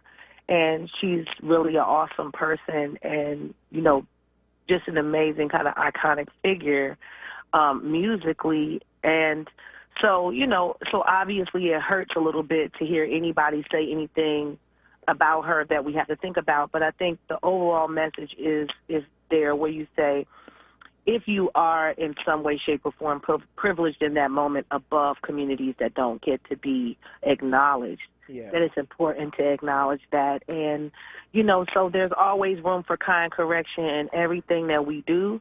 And if people really are a fan of the culture and a fan of black people and black music and black art, then it's not a hard thing to say, hey, listen, this is who influenced me, and this is the situation that's speaking out against those things. And I think that's important. But like I said before, it goes way past the individual. Mm-hmm. We have to continue to turn our heads back to the institution, the industry itself, and how it functions and how it treats black music and black artistry. And and then we have less kind of dependency on individual actions, even though that's part of change. Yeah. Wanna talk a little bit, going back to the Grammys a little bit, and go talk about Meg Thee Stallion, who won for Best Rap Song, and this is the first time a woman have won since Lauryn Hill in '99. What does that say for the hip hop genre? Because we have amazing women rap artists out here. And for this award to just not even touch a woman since '99 is kind of amazing to me. Right. So that's in many ways kind of indicative to how being black is generally. There's it's a win-lose, right? Yeah. So it's kind of a lose in the sense of that obviously it's been way too long for it to happen, and too many talented black women have been qualified to be acknowledged in that moment. But then it's also a win because in this moment to say, okay, come on now. Savage was like the biggest song on the planet. Right. And there's no way that you could not acknowledge Meg Thee Stallion in this year. Like, let's just stop it. Yeah. There was nobody else who could have been acknowledged in that moment except her.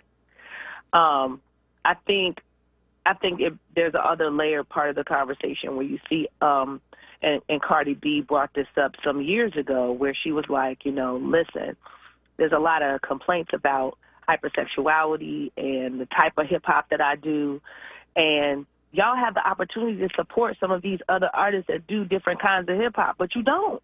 Yeah, for sure. And so I think also, too, it's fair to say that that a nominee like Chica, who raps, who sings, who has a really kind of cool vibe and definitely is a very skilled lyricist, and that there are a lot of hip-hop purists that would love to see more women like that congratulated in that moment. And all of that's fine and well because there's room for all of it. There's room for it all. But I would never want to take away the accomplishment of such a big moment for Meg because it's a huge moment. It is. And overdue. It's a huge moment. It's a huge moment, and it's deserved. So that's important to say also, that she deserved that award. Yeah, because Savage, like you said, was a big song. Like, I'm one. I used to love hip hop, but I don't really indulge in it as much anymore because sometimes the hip hop artists they be a little over my head. But I enjoyed the song Savage, and then she came out with the remix with Beyonce, and it got bigger, And I truly don't. I'm agreeing with you. I don't see how they could have even tried to hold the Grammys without acknowledging that was basically for I'm gonna say the #1 song. I mean, it was. I mean, it was close to being the #1 pop song if you really want the truth of it. You're right. It was breaking all the charts. It was breaking all the charts. So I think, yeah, I mean, like I said, it's one of those moments in black culture, again, where it's a win-lose, but more of a win. But also, too, we knew what was awesome, and we never actually need these institutions to validate our work and validate what was awesome and what was impactful. We know what was impactful. We dictate what's impactful. So I think it's important for us as a community to continue to celebrate our folks regardless. Yeah, I agree with you there. So do you think women will continue to change the scope of music, like in the future? Yeah. I mean, we will continue to do what we've always done, which is tell our stories, because certainly nobody else is telling them, and why would we want them to? Yeah. And I feel thrilled to hear the plethora of stories that women and black women have to tell. And I'm super proud of Lettucey, super proud of Jasmine Sullivan, super proud of Mumu Fresh, and super proud of always, of Joe Scott, of, like I said, Jean Baylor and the Baylor Project, who she works with her husband, but as well. But, Kendra the Family. So I just love the fact that you can go in all these different places and genres and see black women present and hear this Brittany, the sister. Gosh, why is my brain not working? She was nominated this year too. I think her last name is Howard. She wears the glasses. Oh gosh. Oh, I know you're talking about. Now I can't remember her first name either. But yeah, so she sings blues. Yeah. So they're so important. Jazz, blues, pop, R&B, hip hop, dance music. We're all there. And and I look forward to hearing even more. And I look forward for other people championing us the way that we champion them. That's right. I look forward to that, too. And talking about championing others, got a comment here on Facebook from Ms. Haley. She says she loves Kendrick the Family Soul and how you all approach music. And speaking of music, is there anything new in the works? And I know y'all have something coming up in a few weeks, so let's just talk about that before I let you get out of here. Yes, so our 7th recorded album is slated to be released March 27th.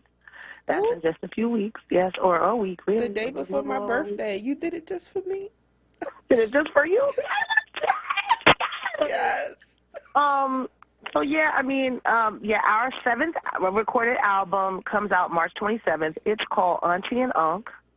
And we are planning a very big virtual concert called the Backyard Barbecue. And, you know, what do you expect from your favorite auntie and uncle but to put on an awesome cookout? You hear me? With some awesome music. Yeah. And so you can find snippets of the new album and tickets to the virtual concert at KindredTheFamilySoul.com. One more time, KindredTheFamilySoul.com, where you can listen to the new single, Best Things, which you played. You can listen to snippets of the new album, and you can buy tickets to the online concert. So please have a good time and enjoy a little bit of your time with Kindred this afternoon and hang with us and get your tickets. Yeah. When is the virtual concert? I don't think you gave the date. Oh, sorry. It's April the 3rd. April the 3rd. Oh, excuse me. Wait a minute. I'm sorry. I think it's... Yeah, April the 3rd. See, I think it's the 4th. See, I don't have my stuff together. On your website, it says April the 3rd, so I'm a co-sign you there. Oh, yes. It's the 3rd. Yeah, the brain doesn't always work real good. It's all right. It's all right. So I don't know if there's a such thing as sold out virtual event, but we need to pack the place out virtually, Word Fam, because Asia is certainly Word Fam. Asia, besides going to the website, how can folks just connect with you just to see all the latest happenings that you do? Because you're not just one half of Kindred the Family Soul. You're so much more. You do a whole bunch of things. How can folks follow you? You can follow me on Instagram. I'm Kindred the Wife, and I have that exact same handle on Twitter as well. And I'm on Facebook as Asia Graydon Dantzler. You know, that's my government. But we also have a fan page on Facebook as well, so you guys can hang out with the Kindred the Family Soul fan page. There's just all kinds of ways to follow what we do. But yeah, just come and check me out on the socials. And that's, where I do also too, I hate to say it's like we have so many projects going.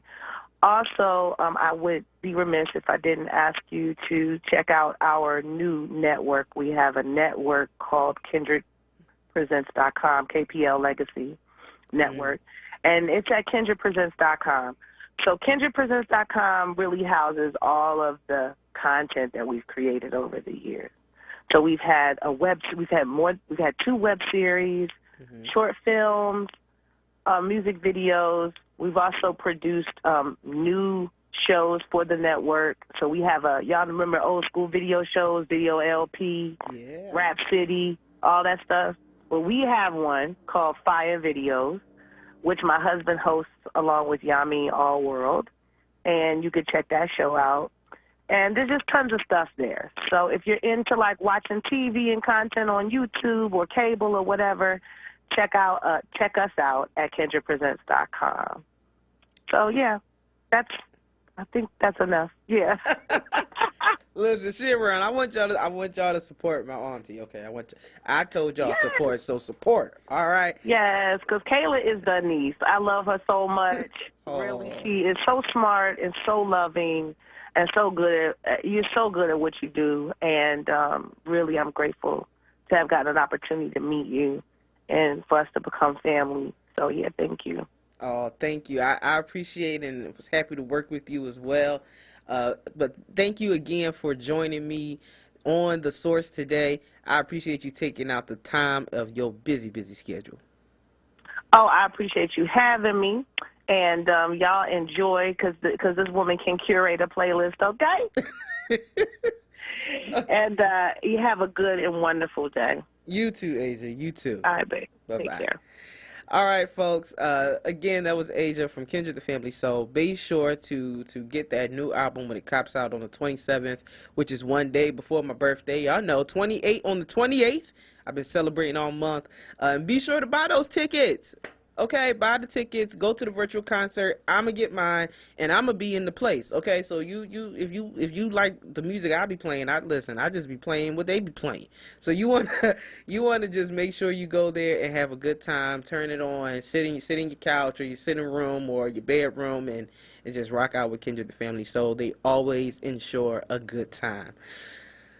It's time to go to commercial break, but when we come back, we're still talking music. My brother, my friend, Mike Moore, WURD's own Mike Moore from the Radio Courtroom, will be joining me to talk more music, talk about the Grammys, talk about what we didn't see, what we could have saw, and to just give a nod to what it means to be a music producer.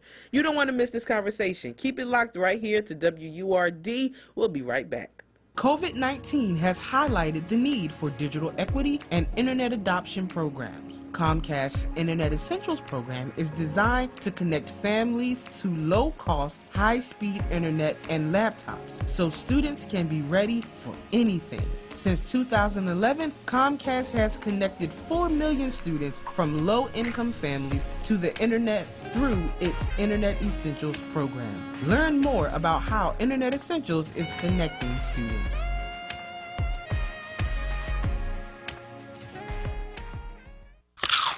Okay, Her's new fire potato chips and cheese curls, they are spicy.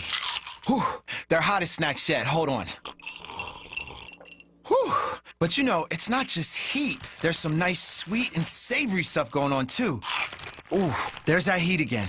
It burns, but it burns so tasty. Ooh, that's hot. Find Her's Fire Snacks at your store today. Whew. Taste the flavor, feel the heat, break out the Her's. This Women's History Month, WURD Radio is proud to celebrate Black women innovators and trailblazers who have helped us all level up. Welcome to Black Artist Story 365. My name is Envy McKee. Get into this episode where we explore the art and artistry of iconic television producer, screenwriter, and author Shonda Rhimes. Star cousin goddess Shonda is the creator, executive producer, and head writer of Grey's Anatomy. Grey's Anatomy spinoff series Private Practice. Scandal. How to Get Away with Murder. Just so we're clear, Cousin Shonda is the first woman who happens to be Black to create 3 hit shows with over 100 episodes each. The first to have them all back-to-back on the same primetime network. The first to have all of them shows be helmed by iconic women. And certainly the first to have 2 of them shows helmed by iconic Black women. And certainly the first to have all of her shows be as diverse as all of her shows are. Shout out to Bridgerton. So that's it for this episode of Black Artist Story 365. My name is Envy McKee. See you next episode. This Women's History Month vignette was brought to you by Comcast and Thomas Jefferson University and Jefferson Health. WURD recognizes Black women innovators and entrepreneurs who are making history every day. Nominate a Black woman-owned business for our Level Up contest. Go to wordradio.com for more information. Brought to you by Bank of America, Comcast, Keystone First, PICO, Thomas Jefferson University, and Jefferson Health. You're listening to The Source on WURD Radio, 96.1 FM and 900 AM WURD. Hey, and welcome back to The Source right here on WURD Radio 96.1 FM, 900 AM, streaming live at WURD Radio. I'm your guest host, the one, the only, Kayla J, and I'm super excited to be spending Friday morning with you guys. So, you know, we've been talking pop culture this hour, we've been talking music, and I said, what better way to finish this hour out with my brother, Mike Moore, the producer. You hear him every Sunday with the Radio Courtroom. So I had to bring him in. Hey, Mike, welcome to the show. What's up, Kayla J, my sister? Oh, yeah. I'm good. But before we even dig deep into the music convo, got to do a quick wellness check with you. Oh, yes. On a scale from 1 to 10 with all that's going on in the pandemic, bro, how you doing? I'm going to give you an honest 11. All right. Look, I ain't, I'm not trying to sugarcoat or whatever the case may be. I'm going to be completely honest with you. I'm doing great. I'm doing That's fine. what's You up. know, work is going amazing. You know, between teaching these audio classes, audio production, audio engineering, and then doing all these sessions with whether it's bands, hip hop, R&B, gospel, podcasts, audiobooks, you name it. It's been pretty good. It's been pretty good. So, and like we talked, you know, like we said off air, we gotta stay busy. We Aries. This is what we do. We gotta stay busy. So I've been doing pretty good. I can't hold you.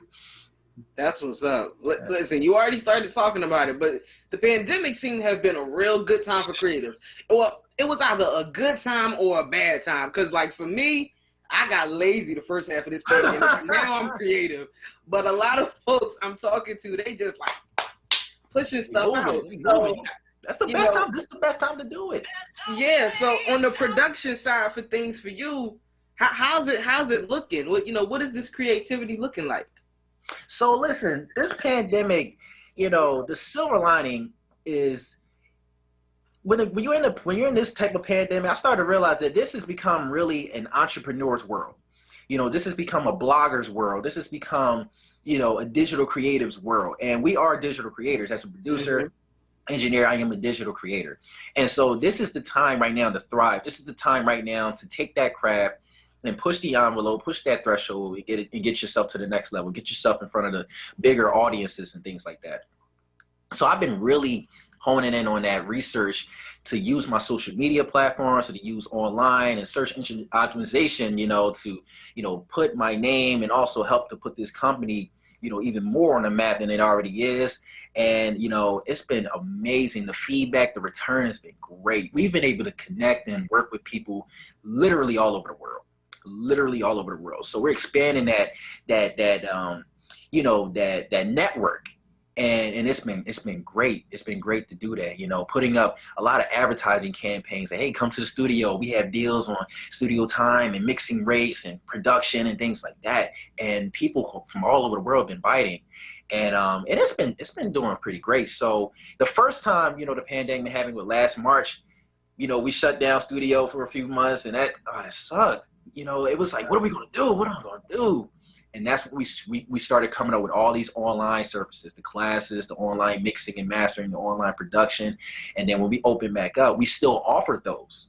So business, you know, believe it or not, did a lot better than it's done in years past because of that. That's amazing. Yeah, so it's been cool. It's just about being constantly active now. You know, we had to hire more people. We had to. Before, you know, it was just me holding this thing down. So we had to hire, so we had to hire more people. And it got to the point, you know, we bring these people in, you have to bring the right people in. And we work so well off of each other where we can all get the hours, get the work we're looking for, and bounce off each other. You know, that's great. That's great to hear. You kind of already leaned to it, talking about, you know, being a digital creator in this time and being amazing. Let's look at these award shows, like the Grammys that just took place. There was so much production love, man, for the fact that there was no in-studio audience. You know, you have to gather all of these things. I was like, all these videos. You still got to make it seem live. What is being a person behind the scenes, being in the music, you know, studio all the time? How do you feel about that? Like, the producers are finally getting their just due, in my opinion. How do you feel? It's amazing. It's amazing. One of my favorite producers and DJs, K Trinata, you know, just won for Best Dance Electronic Album. And he was the first black DJ to accomplish that. I'm like, wow, that surprised me. I didn't even know he was nominated. That's the crazy part. He's one of my favorites. And when I heard he won that, I was like, yes. You know, and you got you know, Thundercat, another great person. I was like, yes, that's what I want. That's what I love to see. And so that gives hope to people like us, like people myself, you know, who do this thing. You know, K Trinata put out a dance album, a production album. These are all beats. These are all vibes, you know. Yeah.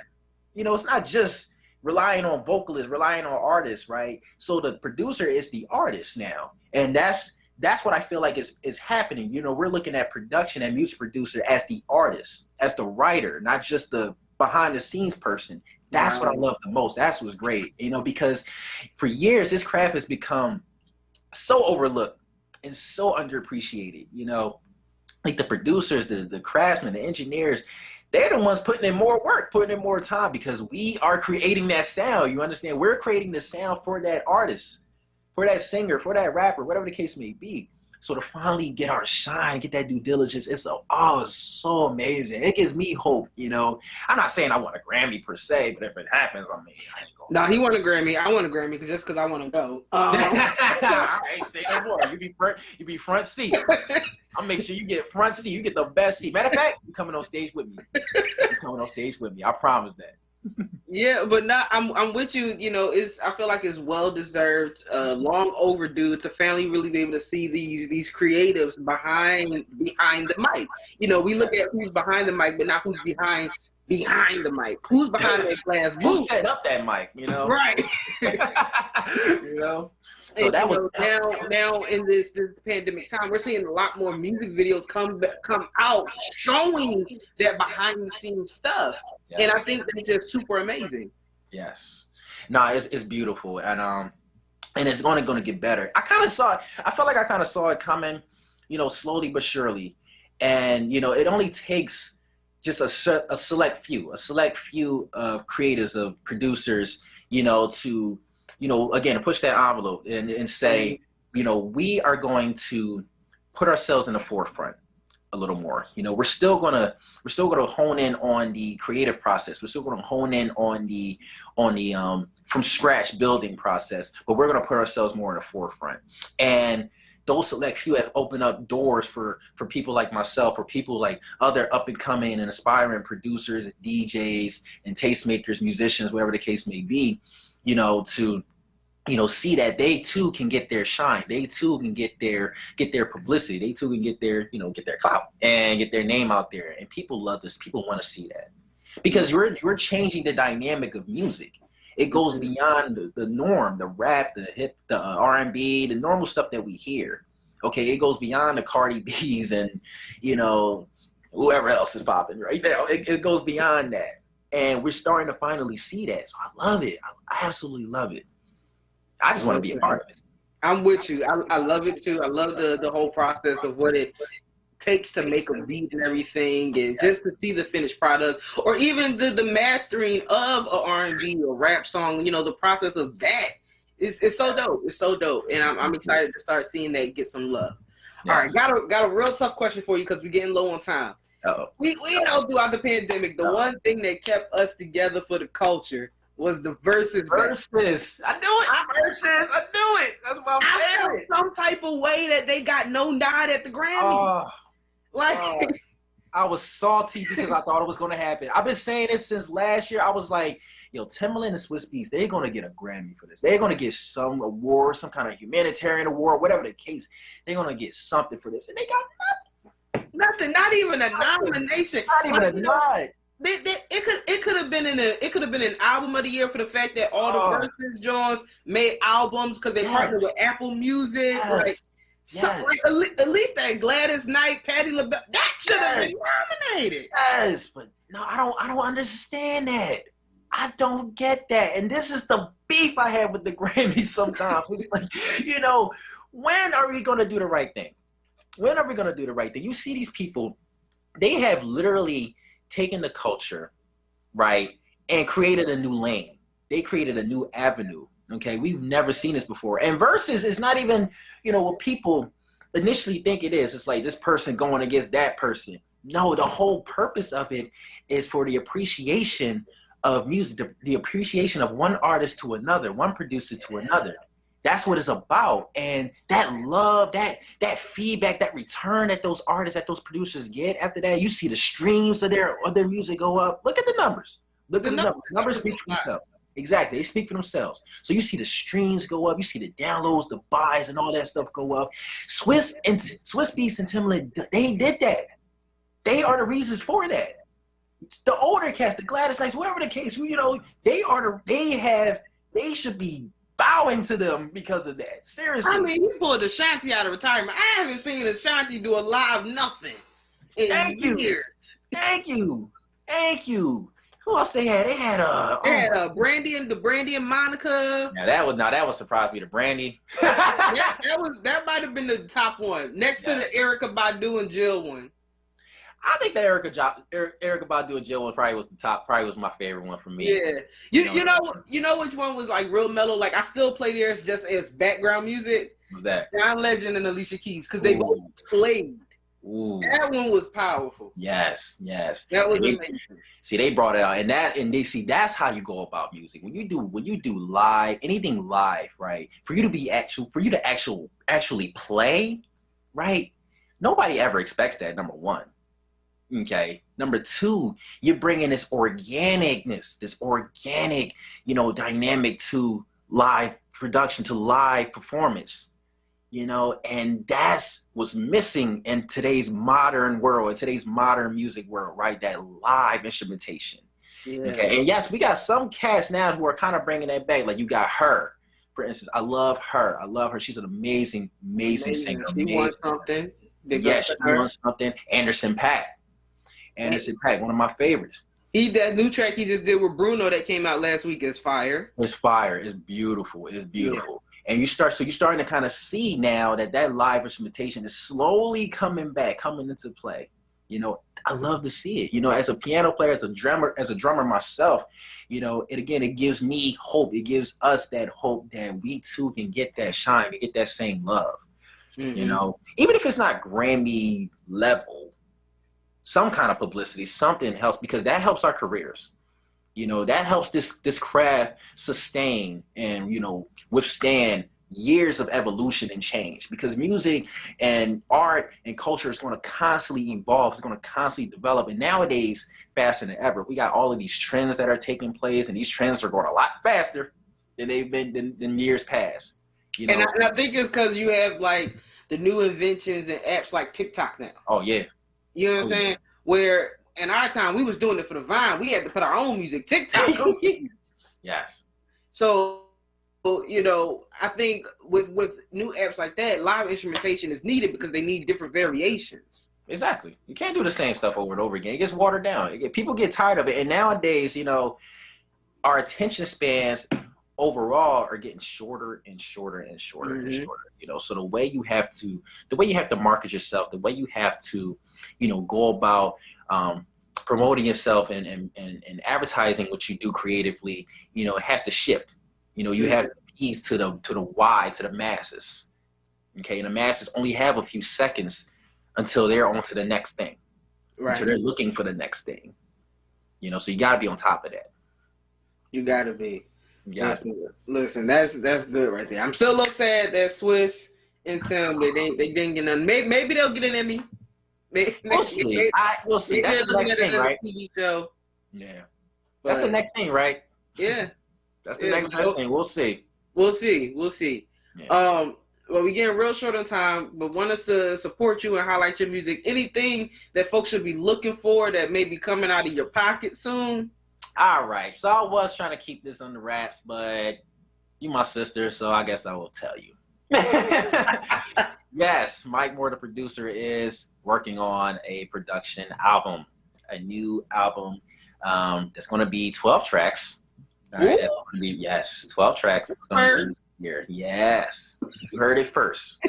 You heard it first. I had to make sure I tell you first. All right, 12 tracks. I've been keeping it on the wrap. So here and there, if you follow me on my social media, on Facebook, Twitter, Instagram, you see me post snippets here and there. I try not to give too much away. People always message me, "Hey, what are you doing with that? What are you doing with that?" And I always tell them, "Just wait." I never give it. Just wait. But yes, I wanted to tell you first that I am working on an album, 12-track album coming out later. I don't have an official date yet. I don't. I'm still putting the tracks together, right? Right now, I got about too many. So let's say that, the hard part, when you working on albums, if you're a musician, real musicians know. Yeah, artists know. It's hard to catch your babies. It's hard to catch your babies. You try to make a 12-track album, end up with about 32. And so you like shave it down, like, okay, now you got to listen to see which tracks gel together, blend together, what makes sense. Okay, then you gotta come up with names and a track order and all that other stuff, and that's just a whole different science to it, So yeah. So right now, I think I got a little too many, so I'm in that cutting the baby's phase. It's a painful process. Listen, bro. I'm praying for you in that process. That you know which ones are gonna be the bangers and the hits. I got no doubt in my mind, though, that you'll come out with something amazing and excellent, because you always produce excellence. I appreciate you. But happy to hear that album's coming out. Where can folks follow you and hear the music that you already have out?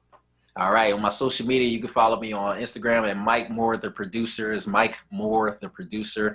On Twitter, I am on Twitter as __ Mike Moore _ Mike Moore. I'm also on Facebook as well as Mike Moore the Producer, and you can find all of my music on YouTube, Spotify, Apple Music, Tidal, everywhere. Look up Mike Moore the Producer, check out my tracks, check out my singles, tell me what you think, and look forward to that new album. Again, if you follow me, I'm going to be constantly updating and keep you up to date with what's going on with that thing, including post the snippets and everything. So I think you're going to be excited what's to come.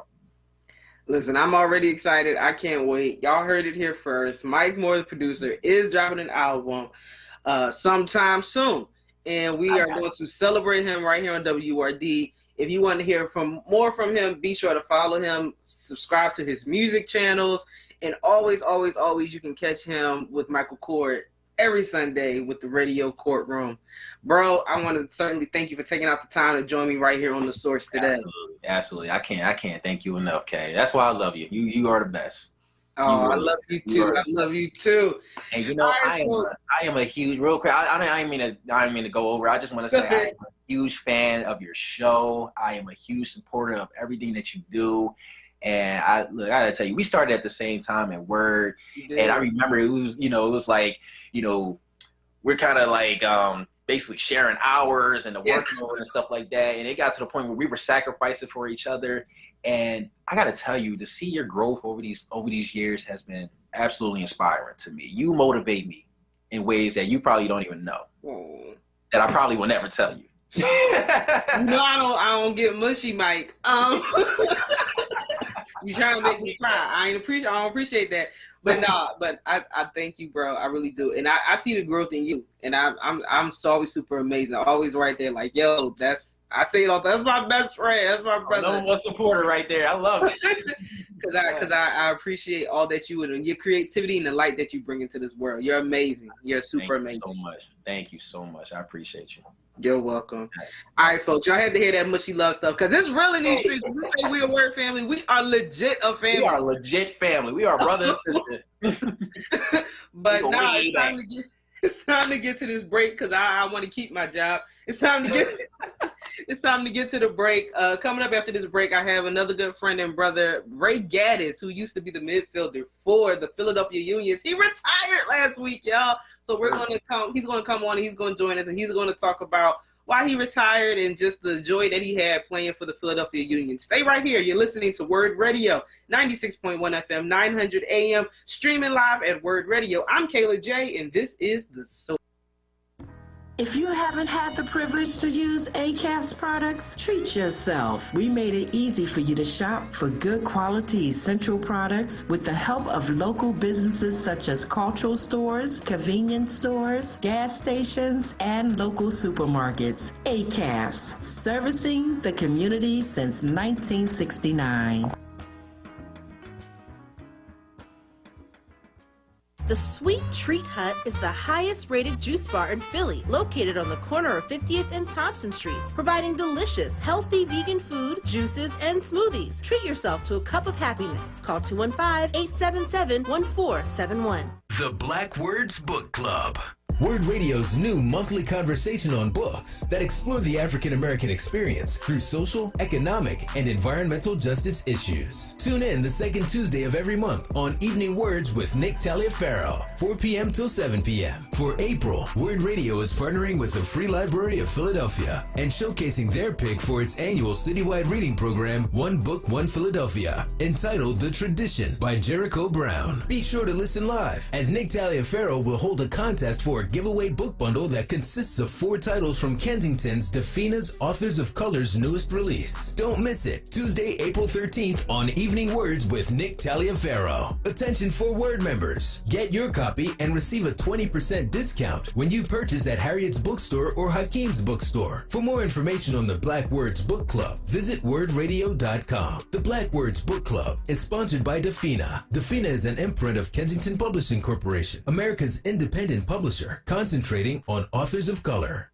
The WURD Radio newsletter, keeping you informed, engaged, and connected. Sign up by visiting wordradio.com. Scroll to the bottom of the page and type your email address under Connect with Us. You'll receive the latest information on WURD Radio, messages from our president and CEO, Sarah Lomax Reese, exclusive articles and multimedia content, and resources. Stay informed with the WURD Radio newsletter. You're listening to The Source on WURD Radio, 96.1 FM and 900 AM WURD. Man, yeah, about the business. Man, yeah, got me spinning. Man, yeah, got me spinning. Oh, let it go. Man, yeah, I'm addicted. First time went by and by, and a year later, boy, still flicking. Orlando Magic got me shacked up. Quarter gallon got me backed up. Trap music got me masked up. And on the gas, boy, still hitting. And these women be attractive. 40 million be errative. Apostle Paul got me seeing clear when the water near the boy still dipping. Oh, this my opening. Release that dopamine. Let down that road for me. The Christ that hope for me. King that spoke to me. Yeah, you're showing me. All I believe in is tonight. And it's just a force of the habit. It's right in my face, so I grab it. It's right in my way as a pass. Right at the bar, so I glass it. It's a classic attack like it landed. All of the time, gotta have it. It's right in my way as a pass. Right at the bar, so I glass it. It's a classic attack, I'm an acid. Right in my way, gotta pass it. It's right in my way as a pass. Right at the bar, so I glass it. It's a classic attack like it landed. All of the time, gotta have it. It's right in my way as I pass. And right for the also to cast it on the shoulders of my Lord. Yeah, that's Let It Go by Mali Music. He took home a Grammy last week for his song with Jonathan McReynolds called Moving On. We play that here often on WURD because I love that song. But that particular song was called Let It Go off his Transformation of Mali album. It didn't win a Grammy, but it should have. But again, that's called Let It Go with Mali Music. I'm Kayla J. You're listening to WURD and today's Friday edition of The Source. Usually, I'm just producing it with Tiffany Bacon, but she's out today and I have the pleasure of filling in for her. I hope you all have been enjoying it thus far. Go ahead and give me a call, 215-634-8065 or toll free at 1-866-361-0900. I'm calling it Free Yourself Friday. What are you freeing yourself from? What's that strange bad addiction you know you just need to give up because it's not good for you? I told you earlier, mine is watching TV and trying to work at the same time. I can have the radio on and work, but trying to put Netflix on in the background, it doesn't agree with the work. So that's what I'm trying to free myself from. That's what I'm trying to free myself from. Let me know what you were trying to free yourself from. Hello to all our Facebook viewers. Shout out to Miss Anita and Haley. I appreciate y'all joining me today. Shout out to Ruben, who is hitting me up on Instagram, and shout out to all our YouTube viewers. I appreciate you tuning in. And for you all that are like, wait, Kayla, I thought you come on at midnight. Listen, you get a double dose of Kayla J today, because I will be back on at midnight for Kayla J's Gospel Hour with new guests, y'all, with new guests. So if y'all thought this morning's lineup was fire, just wait until tonight because I have some more amazing folks. And speaking of amazing people, I'm really excited to bring on right now a good friend and brother who just happened to be a Major League Soccer player. He played for the Philadelphia Unions, and he recently hung up his cleats and said so long. Welcome to the show, Ray Gaddis. How are you doing? Ray? How's it going? It's a privilege and blessing to be on today, and I'm thankful to be on air with you today. That's good. That's good. Gotta check in with you to on a scale from 1 to 10. Let's do a wellness check with all this going on in the pandemic. How are you actually feeling? I'm a 10. You know, that may be cliche, but I'm around my loved ones, and most of them are doing well in health, and I'm just happy right now, and my wife is doing great, so everything's good on this home front, on my side. That's amazing. I'm happy to hear that. We had a 8 today, we had a 10 today, and we had a 9. This is an amazing Friday, y'all. This is an amazing Friday. For those that may be meeting you for the first time, Ray, I've had the privilege of knowing you for a few years now, but some folks, they may not really be into the soccer scene. They may watch sports, but not soccer.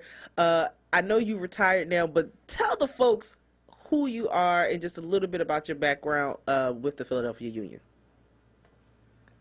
Oh, it's tremendous. My name is Ray Gaddis. I'm an Indianapolis, Indiana native. You know, I got drafted in 2012 out of West Virginia University to the Philadelphia Union. Spent my whole career there. The Lord's blessed me to be franchise leader in minutes, starts, and appearances. Previously, this past season before retiring, we brought the first trophy to the team, made the city proud, but it's been a blessing. I just thank the Lord for everything He's done for me. And, you know, I'm a graduate of West Virginia University undergrad, and as far as my master's degree, I attended the Harvard crossover business program and completed that.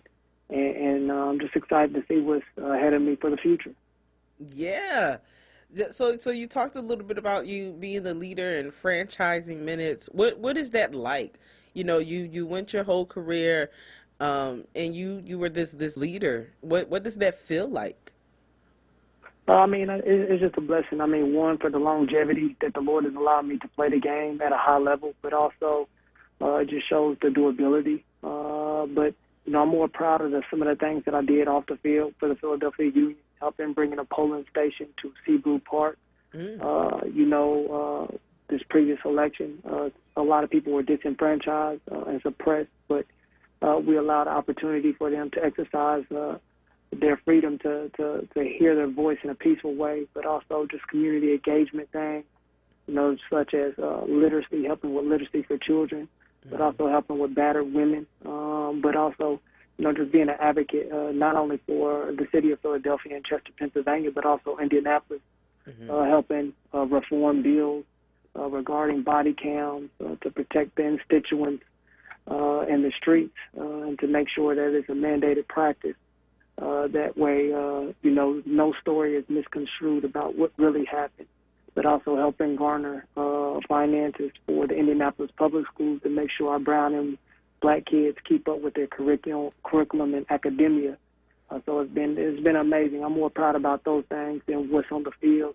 Yeah. It's good to see you week in and week out, but the work is really off the field, and God just allowed me to use my platform that He bestowed unto me for greater good. So let's talk a little bit more about that, what you did off the field. What really drove you? I'm really looking at the children's literacy program. What drove you to work towards those things and to build partnership? Most definitely. Just wanting the same opportunities that were allotted to me. This year, the pandemic has crippled a lot of things, but, you know, we wanted to make sure that our kids are on track, especially in the black and brown community, having been in various meetings with different cabinets of different presidents and things of that nature over this past year. You know, black kids are really a year behind if they don't complete their curriculum.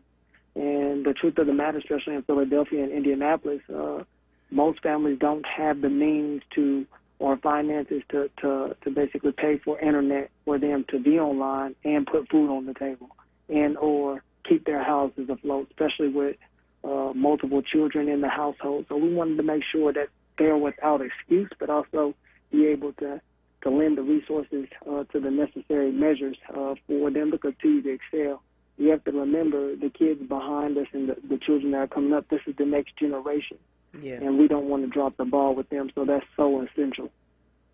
Yeah, I agree with you. It really is essential, and it's great to see great men like you, you know, making sure that our kids are on task and on par with the rest of the world. I think that's great, and I want to commend you for that. Before I let you go, just a few more questions. What would you say was the biggest highlight of your career?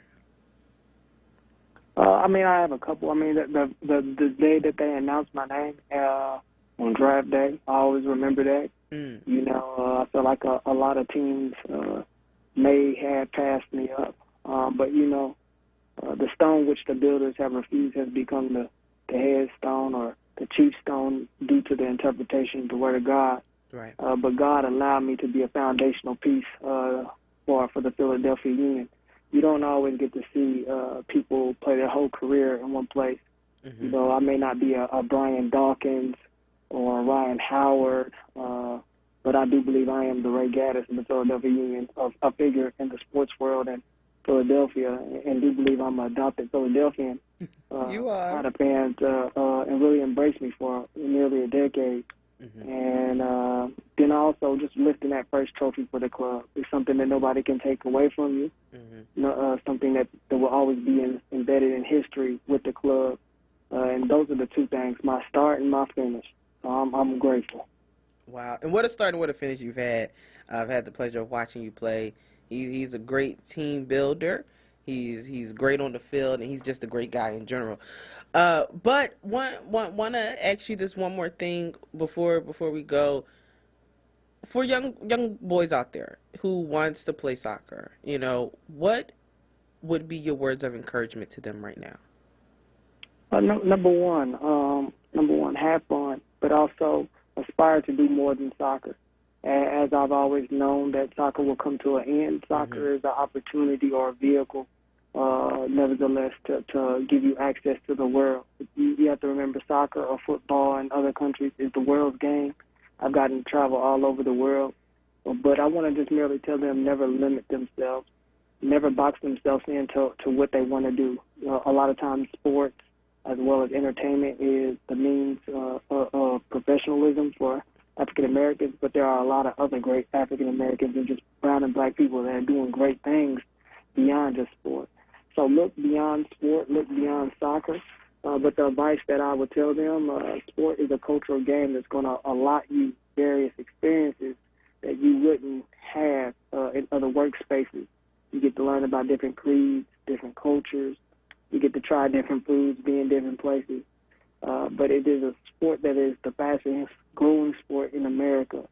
Black people, young black men like myself, you can do it if you really want to do it. I know basketball and football are primarily the sports of African Americans, but go on and try the sport. You'll really see how great and how much fun you can have it.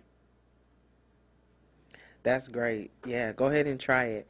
So you retired now, and I'm really sad to see you leave Philly. I know that this isn't going to be the end of our connection, but what is next for you? You know, the people may. What's next? They're not going to see you on the field. So what is coming now for you, Mr. Gaddis? What the plan is to create a safe haven. Right now, I'm working on a project in my hometown city of Indianapolis. To build a mini soccer field or mini pitches, what we call it, but also do some mental health programming with that component. There have been many kids who have been traumatized, one due to the overuse of social media. They're exposed to things that they wouldn't naturally be exposed to at an early age. But also we're going to do some free programming, just as we talked about with soccer, where we're going to expose them to different opportunities and different programming as well. We're teaming up with some other African-American people in the city of Indianapolis.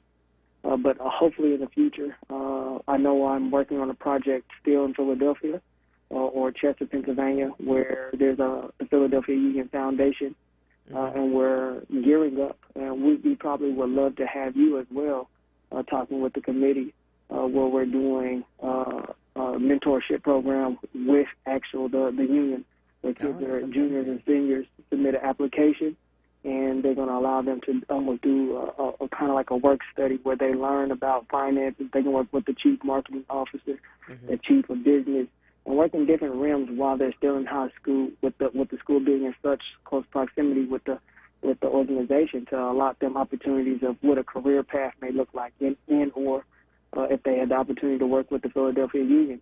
I'm looking to also continue to work on a House bill to garner even more finances in the state of Indiana, basically supplying laptops and things or smart devices.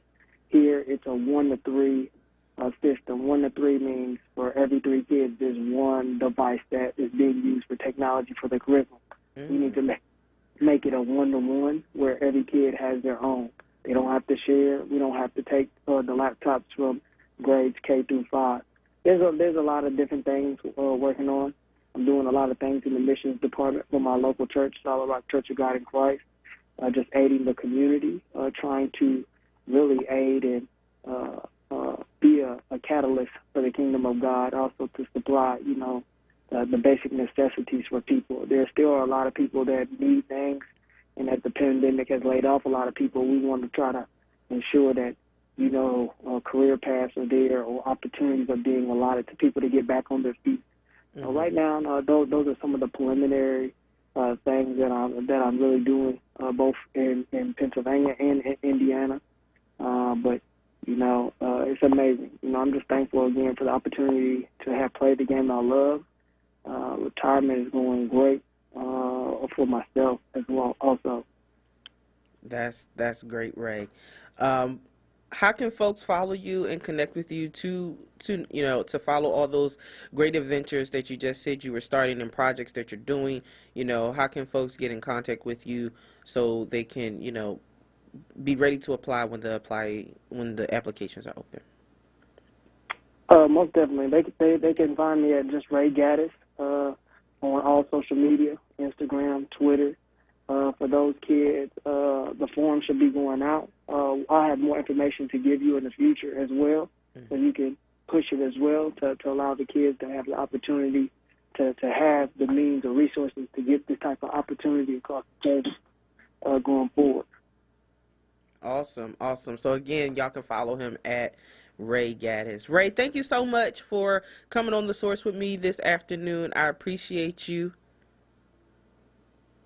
Thank you. It was a pleasure. I hope everybody continues to have a good Friday.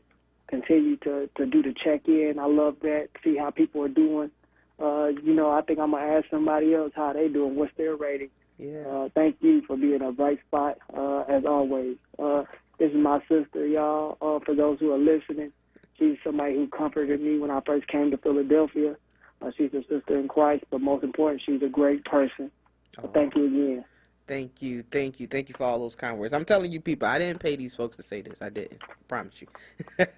All right, Ray, you have a good day. All right, you have a blessed day. You too.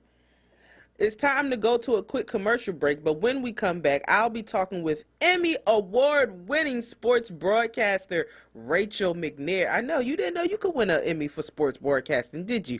Well, she's going to talk a little bit about how that is done and what it meant for her to be a young black woman in the world of sports. Keep it locked right here. You're listening to The Source with your girl, Kayla J. Just one more step. You got it. You're doing great. This is the sound of a nationally ranked top rehabilitation hospital, home to the largest collection of robotics in the United States, where we continually exceed patient expectations, because no injury is too severe or too minor for our care. There you go. This is the sound of success. Moss Rehab. Challenge accepted. WURD Radio Digital Tip of the Week with Stephanie Humphrey. I'm your Tech Life expert, Stephanie Humphrey, and this is your WURD Digital Tip of the Week.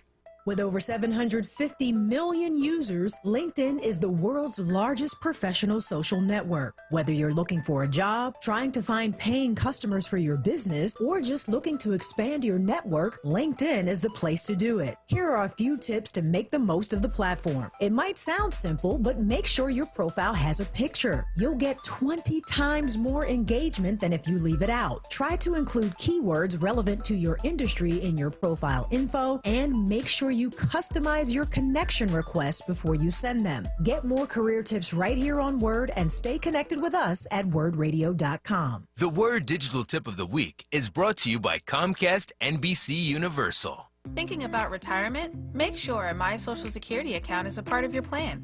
A My Social Security account gives you secure access to your personal earnings history and benefit status. You can find out if you're eligible to receive benefits, compare retirement benefit estimates at different ages or dates, view spousal benefit estimates, and more. Plan for your future. Open a My Social Security account at ssa.gov/myaccount. Social Security, securing today and tomorrow. Produced at U.S. taxpayer expense. You're listening to The Source on WURD Radio, 96.1 FM and 900 AM WURD.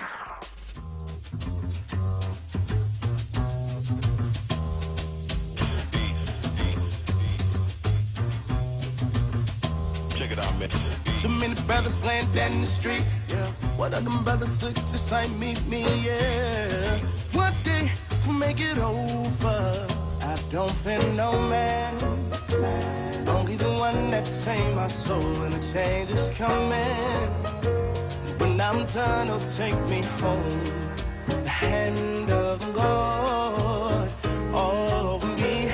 I don't know what tomorrow brings. We raise the sun. It's a new day. It's a new day. I don't know what tomorrow brings. We raise the sun. The shotgun go bang, bang. Yeah, bang in the street. Lord, keep your hand. My Lord, all over me. Shotgun go bang, bang in the street. Lord, keep your hand.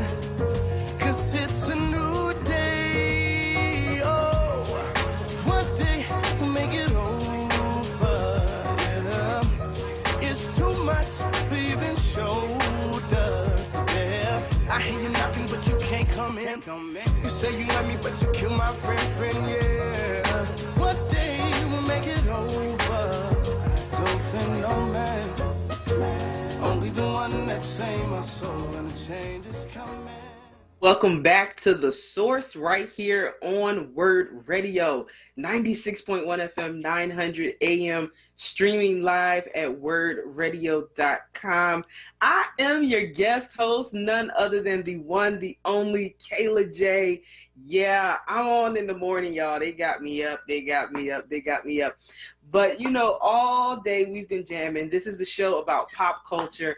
And what is pop culture without talking a little sports? So I have my friend and CBS reporter, Rachel McNair here. Hey, Rachel, and welcome to the show. Hi, everyone. I'm Rachel McNair. I'm actually a broadcast associate, so I work on the production side of things. So yeah, I'm reporting in that kind of like aspect of like producing stuff for the live broadcast. So that's right. I'm so sorry. Thank you for correcting me. But before we even get into all the deepness of what you do, it's a pandemic still. I gotta check in with you on a scale from 1 to 10. How are you doing? I'm doing well. You know, this pandemic has been insane. Mm-hmm.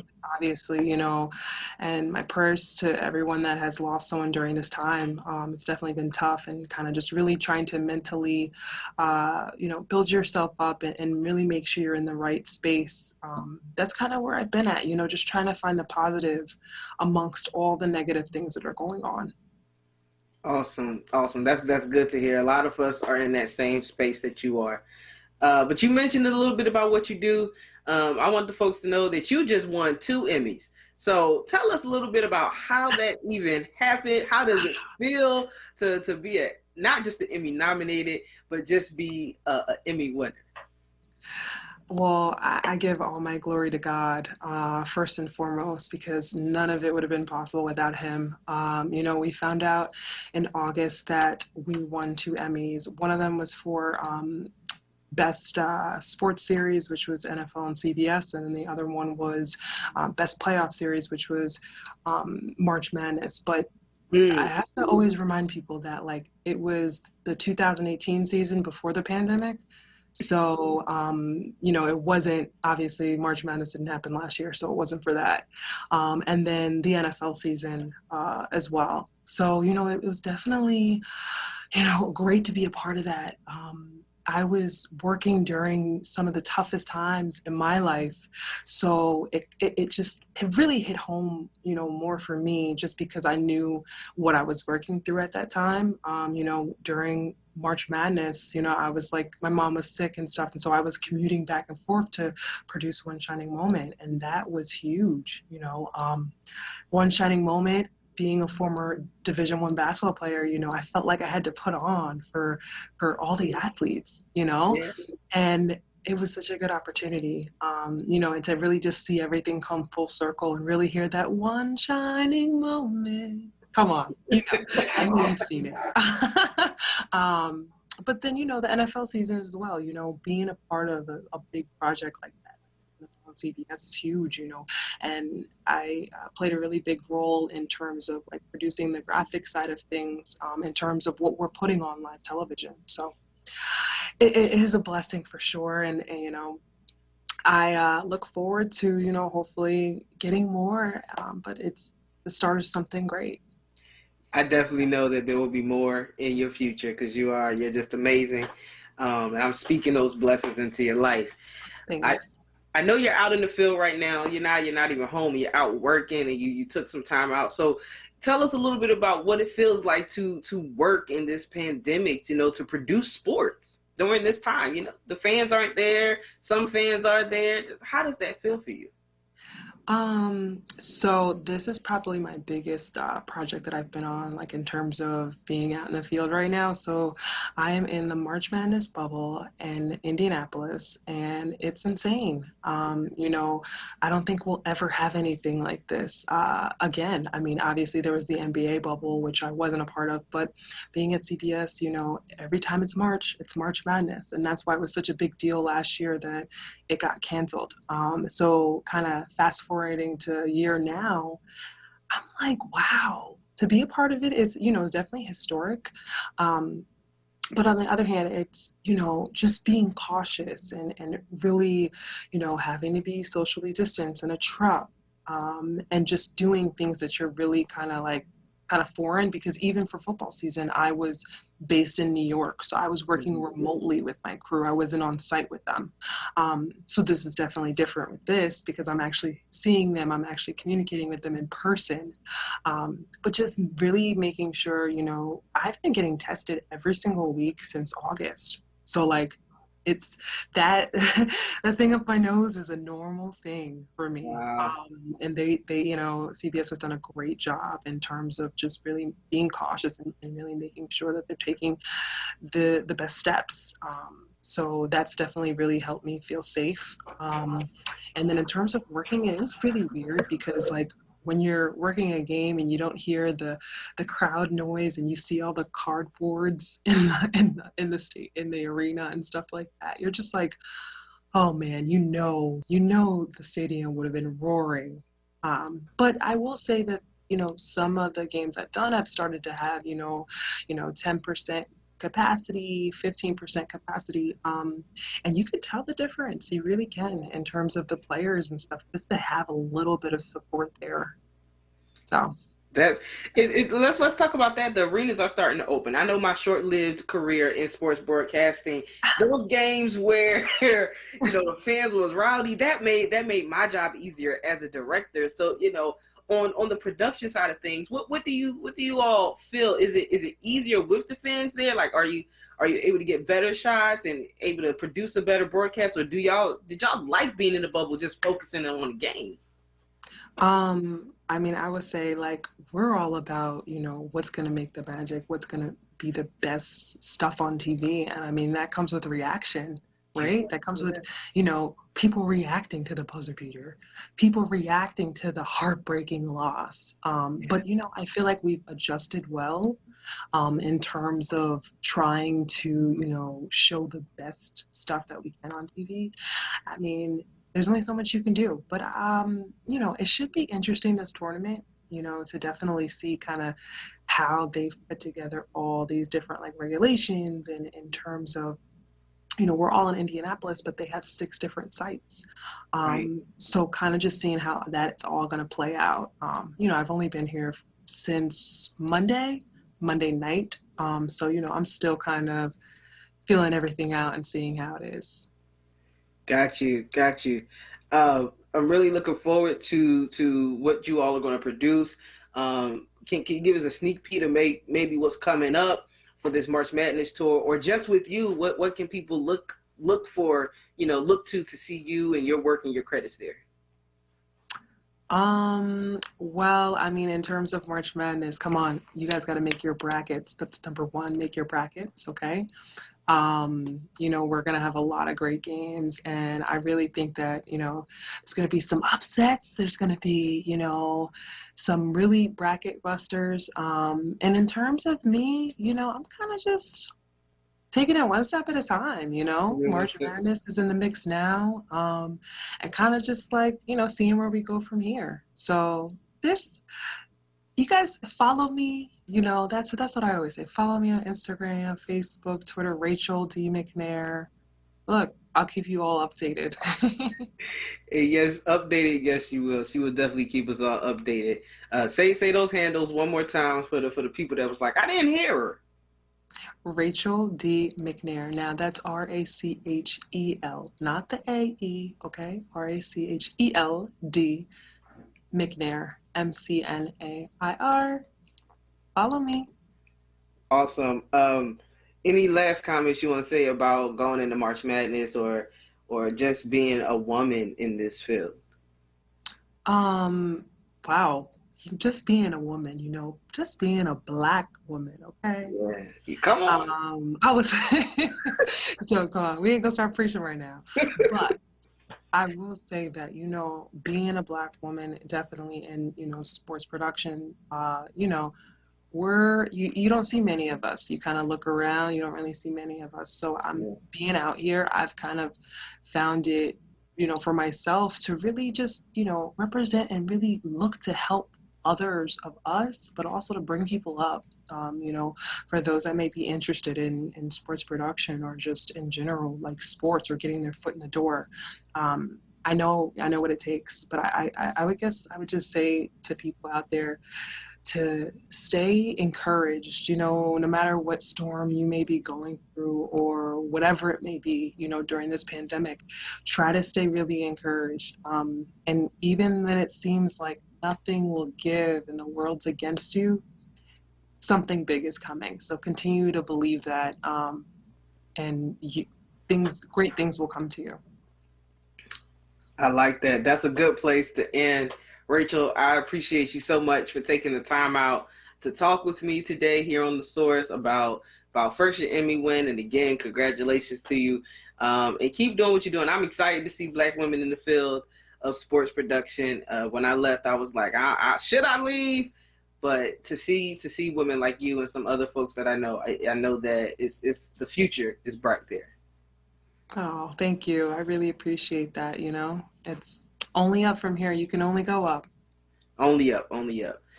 All right, folks, we got to take a quick commercial break, but when we come back, we have more great conversation right here on WURD. You're listening to Kayla J, guest hosting The Source. If you understand the value of doing business with a company that values its clients, remember this name, Heat and Air Guys. At Heat and Air Guys, we give our clients extra value by offering lots of ways to make their lives easier, like financing for your installation. You get 18 months, no interest, no payments, 10-year parts and labor warranties, service on all makes and models, seasonal tune-ups, all offered by skilled, reliable technicians who value the opportunity to be of service to you. Call Heat and Air Guys at 610-583-3207.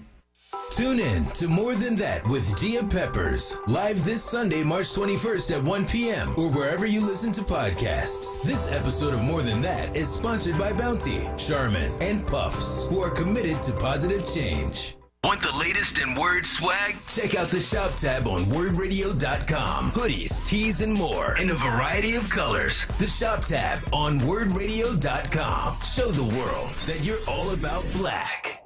Talk Media.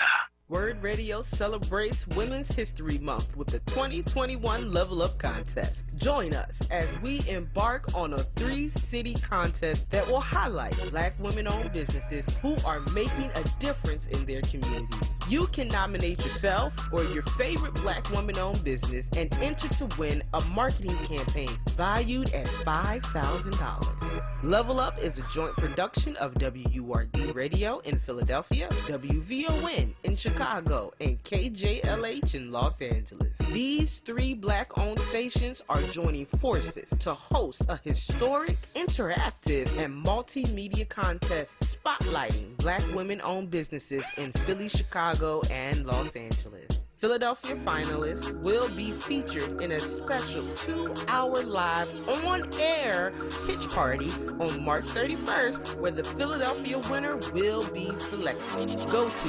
WURDradio.com and click on the Level Up banner for more information or to nominate yourself or a Black woman-owned business you love. Breaking news. There's still time. WURD Radio has extended the deadline for the 2021 Level Up Contest until March 19th. If you have a favorite black woman-owned business or are one yourself, visit WURDradio.com and click on the Level Up banner. You can nominate your own business or one that you love. And stay tuned to WURD Radio, 96.1 FM and 900 AM WURD. Brought to you by Bank of America, Comcast, Pico, Keystone First, Thomas Jefferson University, and Jefferson Health. You're listening to The Source on WURD Radio, 96.1 FM and 900 AM WURD.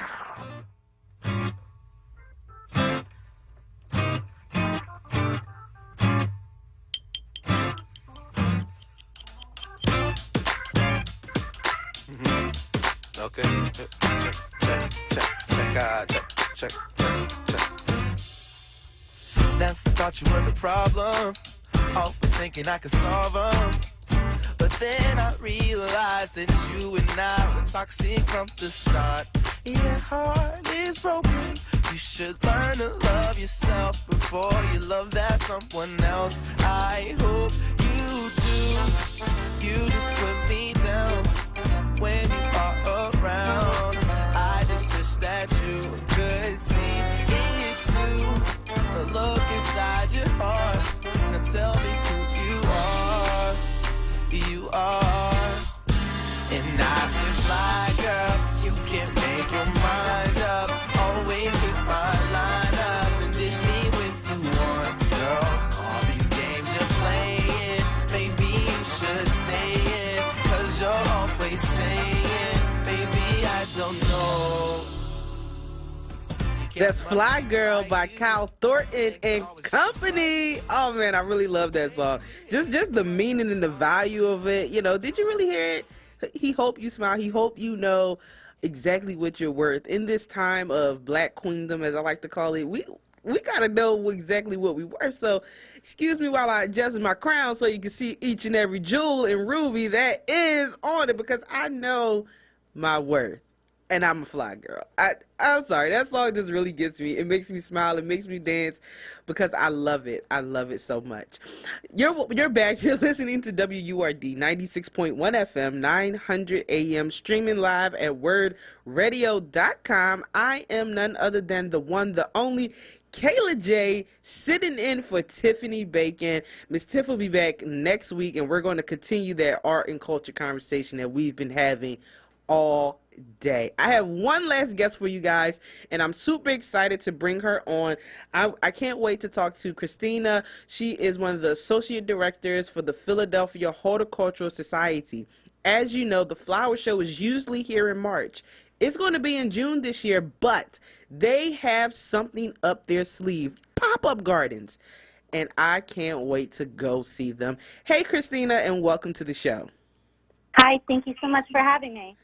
It's a pleasure. It's a pleasure. Before we even really talk about the pop-up gardens, I really want to do a wellness check with you. So about on a scale from 1 to 10, with all this going on in this pandemic world, how are you? I'm great. I got my second shot today, so the smile is not coming off my face anytime soon. Well, that's amazing. That's good to know. Happy you're getting your vaccinations. Y'all out there, make sure y'all go get yours, okay? So let us know about these pop-up gardens that you all are doing. Yeah, so we have been doing them for a number of years, but we take spaces that didn't have anything on them, and we create beautiful gardens. And we usually have about 2 every season. This year we have our flagship location, which is on the corner of 15th and South. Okay. We're returning for, I think, our 6th year, and it just takes you completely outside of the city. Like, you walk in, and it is just lush and green, and you don't even know that you're in downtown Center City, Philly. Wow. Yeah, so we're opening on April 1st.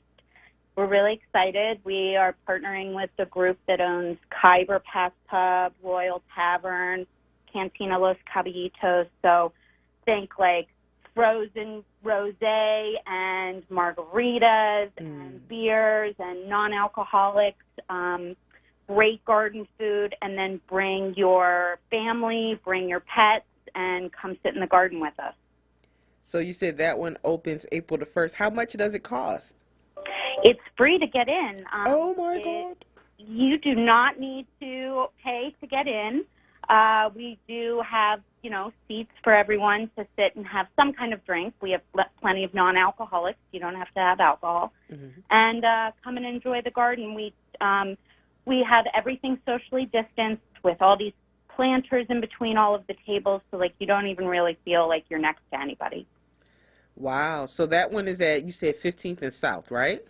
It is at 15th and South, and our other location is in Manayunk, which will open a little bit later in the season as we are building out a bigger kitchen so that we can offer some brunch specialties. And again, with the same partners, we're going to have margaritas, and come later in the summer, we're going to do some lobster rolls and oysters and barbecue. We have a full summer fun planned ahead. That sounds fun. And what are the hours? Can people just pop by the garden anytime? Do they have to RSVP a free slot, or how does that work?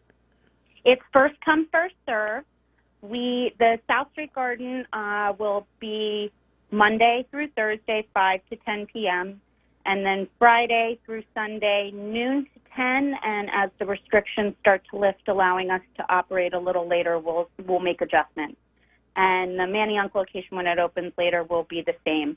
We are first come, first serve for groups of up to 6 people. And if you have a party of over 20 people that you wanted to celebrate that birthday you didn't get to join with last year, you can check out our website. And as of April 1st, we'll have a link so you can send your private party inquiry. Hopefully we can help you host that birthday party in the garden this year. That sounds amazing. My birthday is on the 28th of this month, and I'm like, maybe I could just push it back, and not push my birthday back, but push the celebration back, and celebrate in the garden. Yeah, come on in. Everybody should celebrate their birthday for a month, so come on in the coming week. Yeah, I do celebrate all month. I do, especially this year. But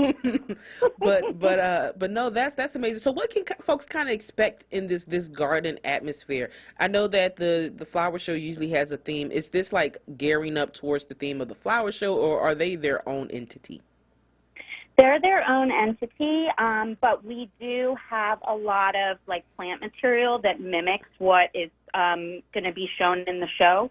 And then also when the show is dismantled, we incorporate some of the additional plant material back into each garden. So at Manayunk, you'll see we have one of the central features is a huge 40-foot, 60-year-old olive tree that was actually taken out of central feature from last year's show. So we'll see what kind of goodies we get. But the pop-up gardens are actually a fundraiser for PHS. So when you go, you have a drink or a snack.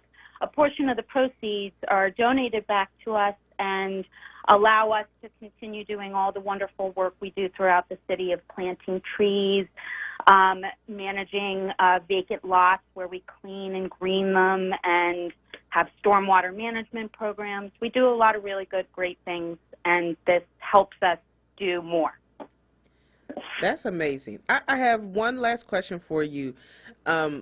With all the great work that PHS is doing, and you have these pop-up gardens, you all do the flower show, how can people volunteer? Because I know it is hard work to keep up a garden.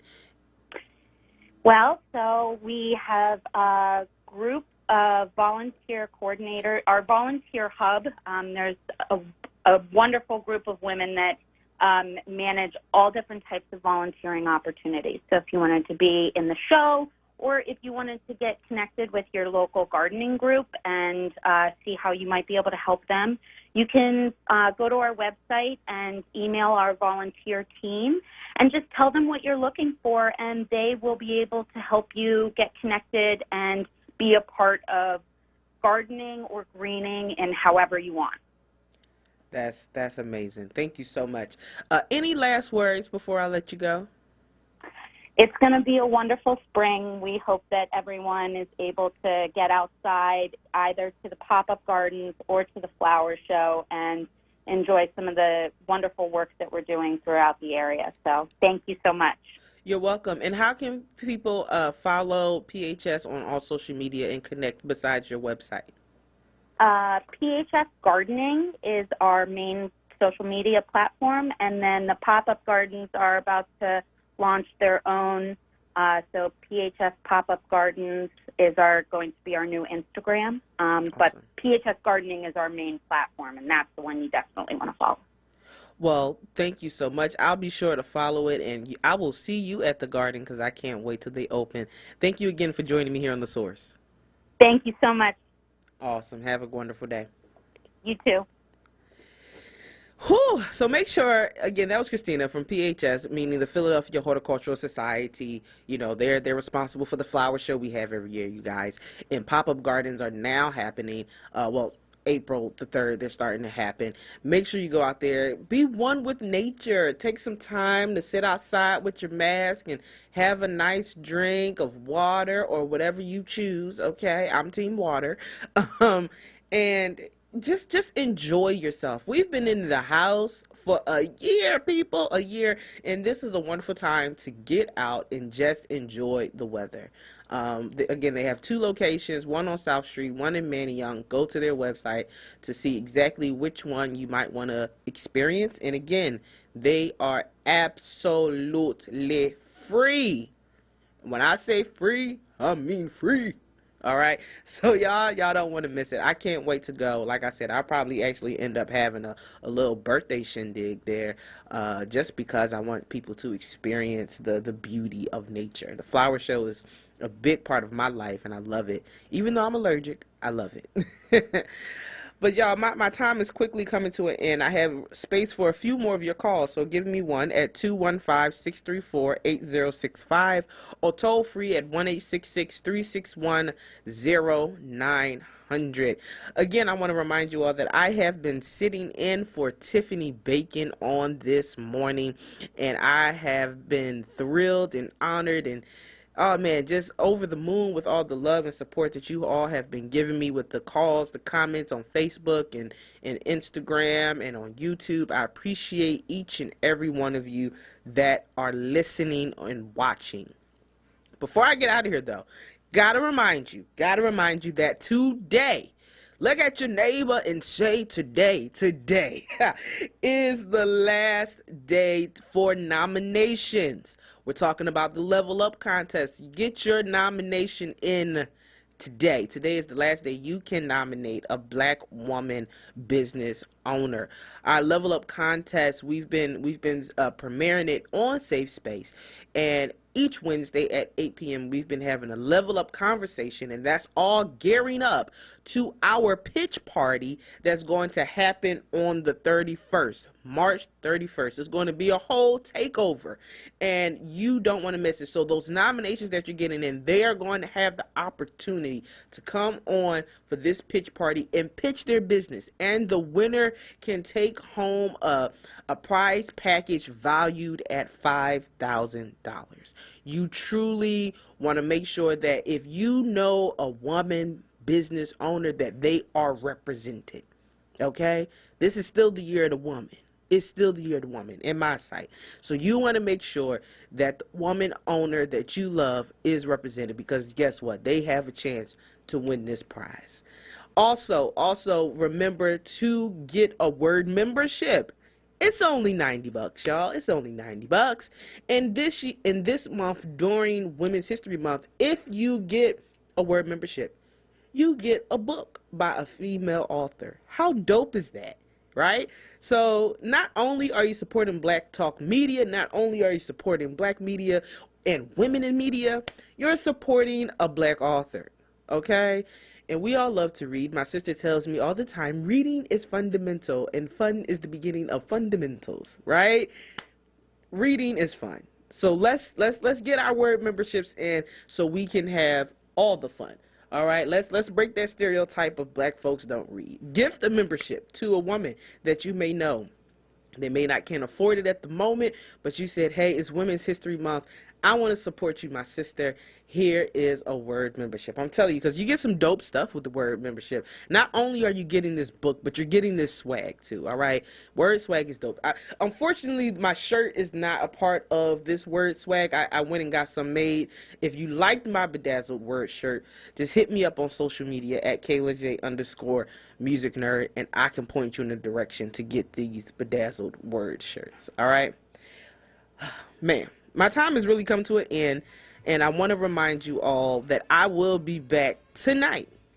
I will be back tonight at 12 p.m. for Kayla J's Gospel Hour, and I'm going to be talking about black pageantry in the church. So if you loved my conversation about black fashion in the church, you'll love this even more about black pageantry. And I have my Artist of the Week, Pastor Vincent Bohannon out of Brooklyn, New York. You do not want to miss it. So go take a nap right now, then get up later and praise the Lord with me. As I always say, Veni, Vidi, Vinci. I came, I saw, and I conquered. I want you to go out there and conquer those things that you see, because yeah, you can do all things through Christ. Until next time, folks, I'm Kayla J, and I'll see you tonight.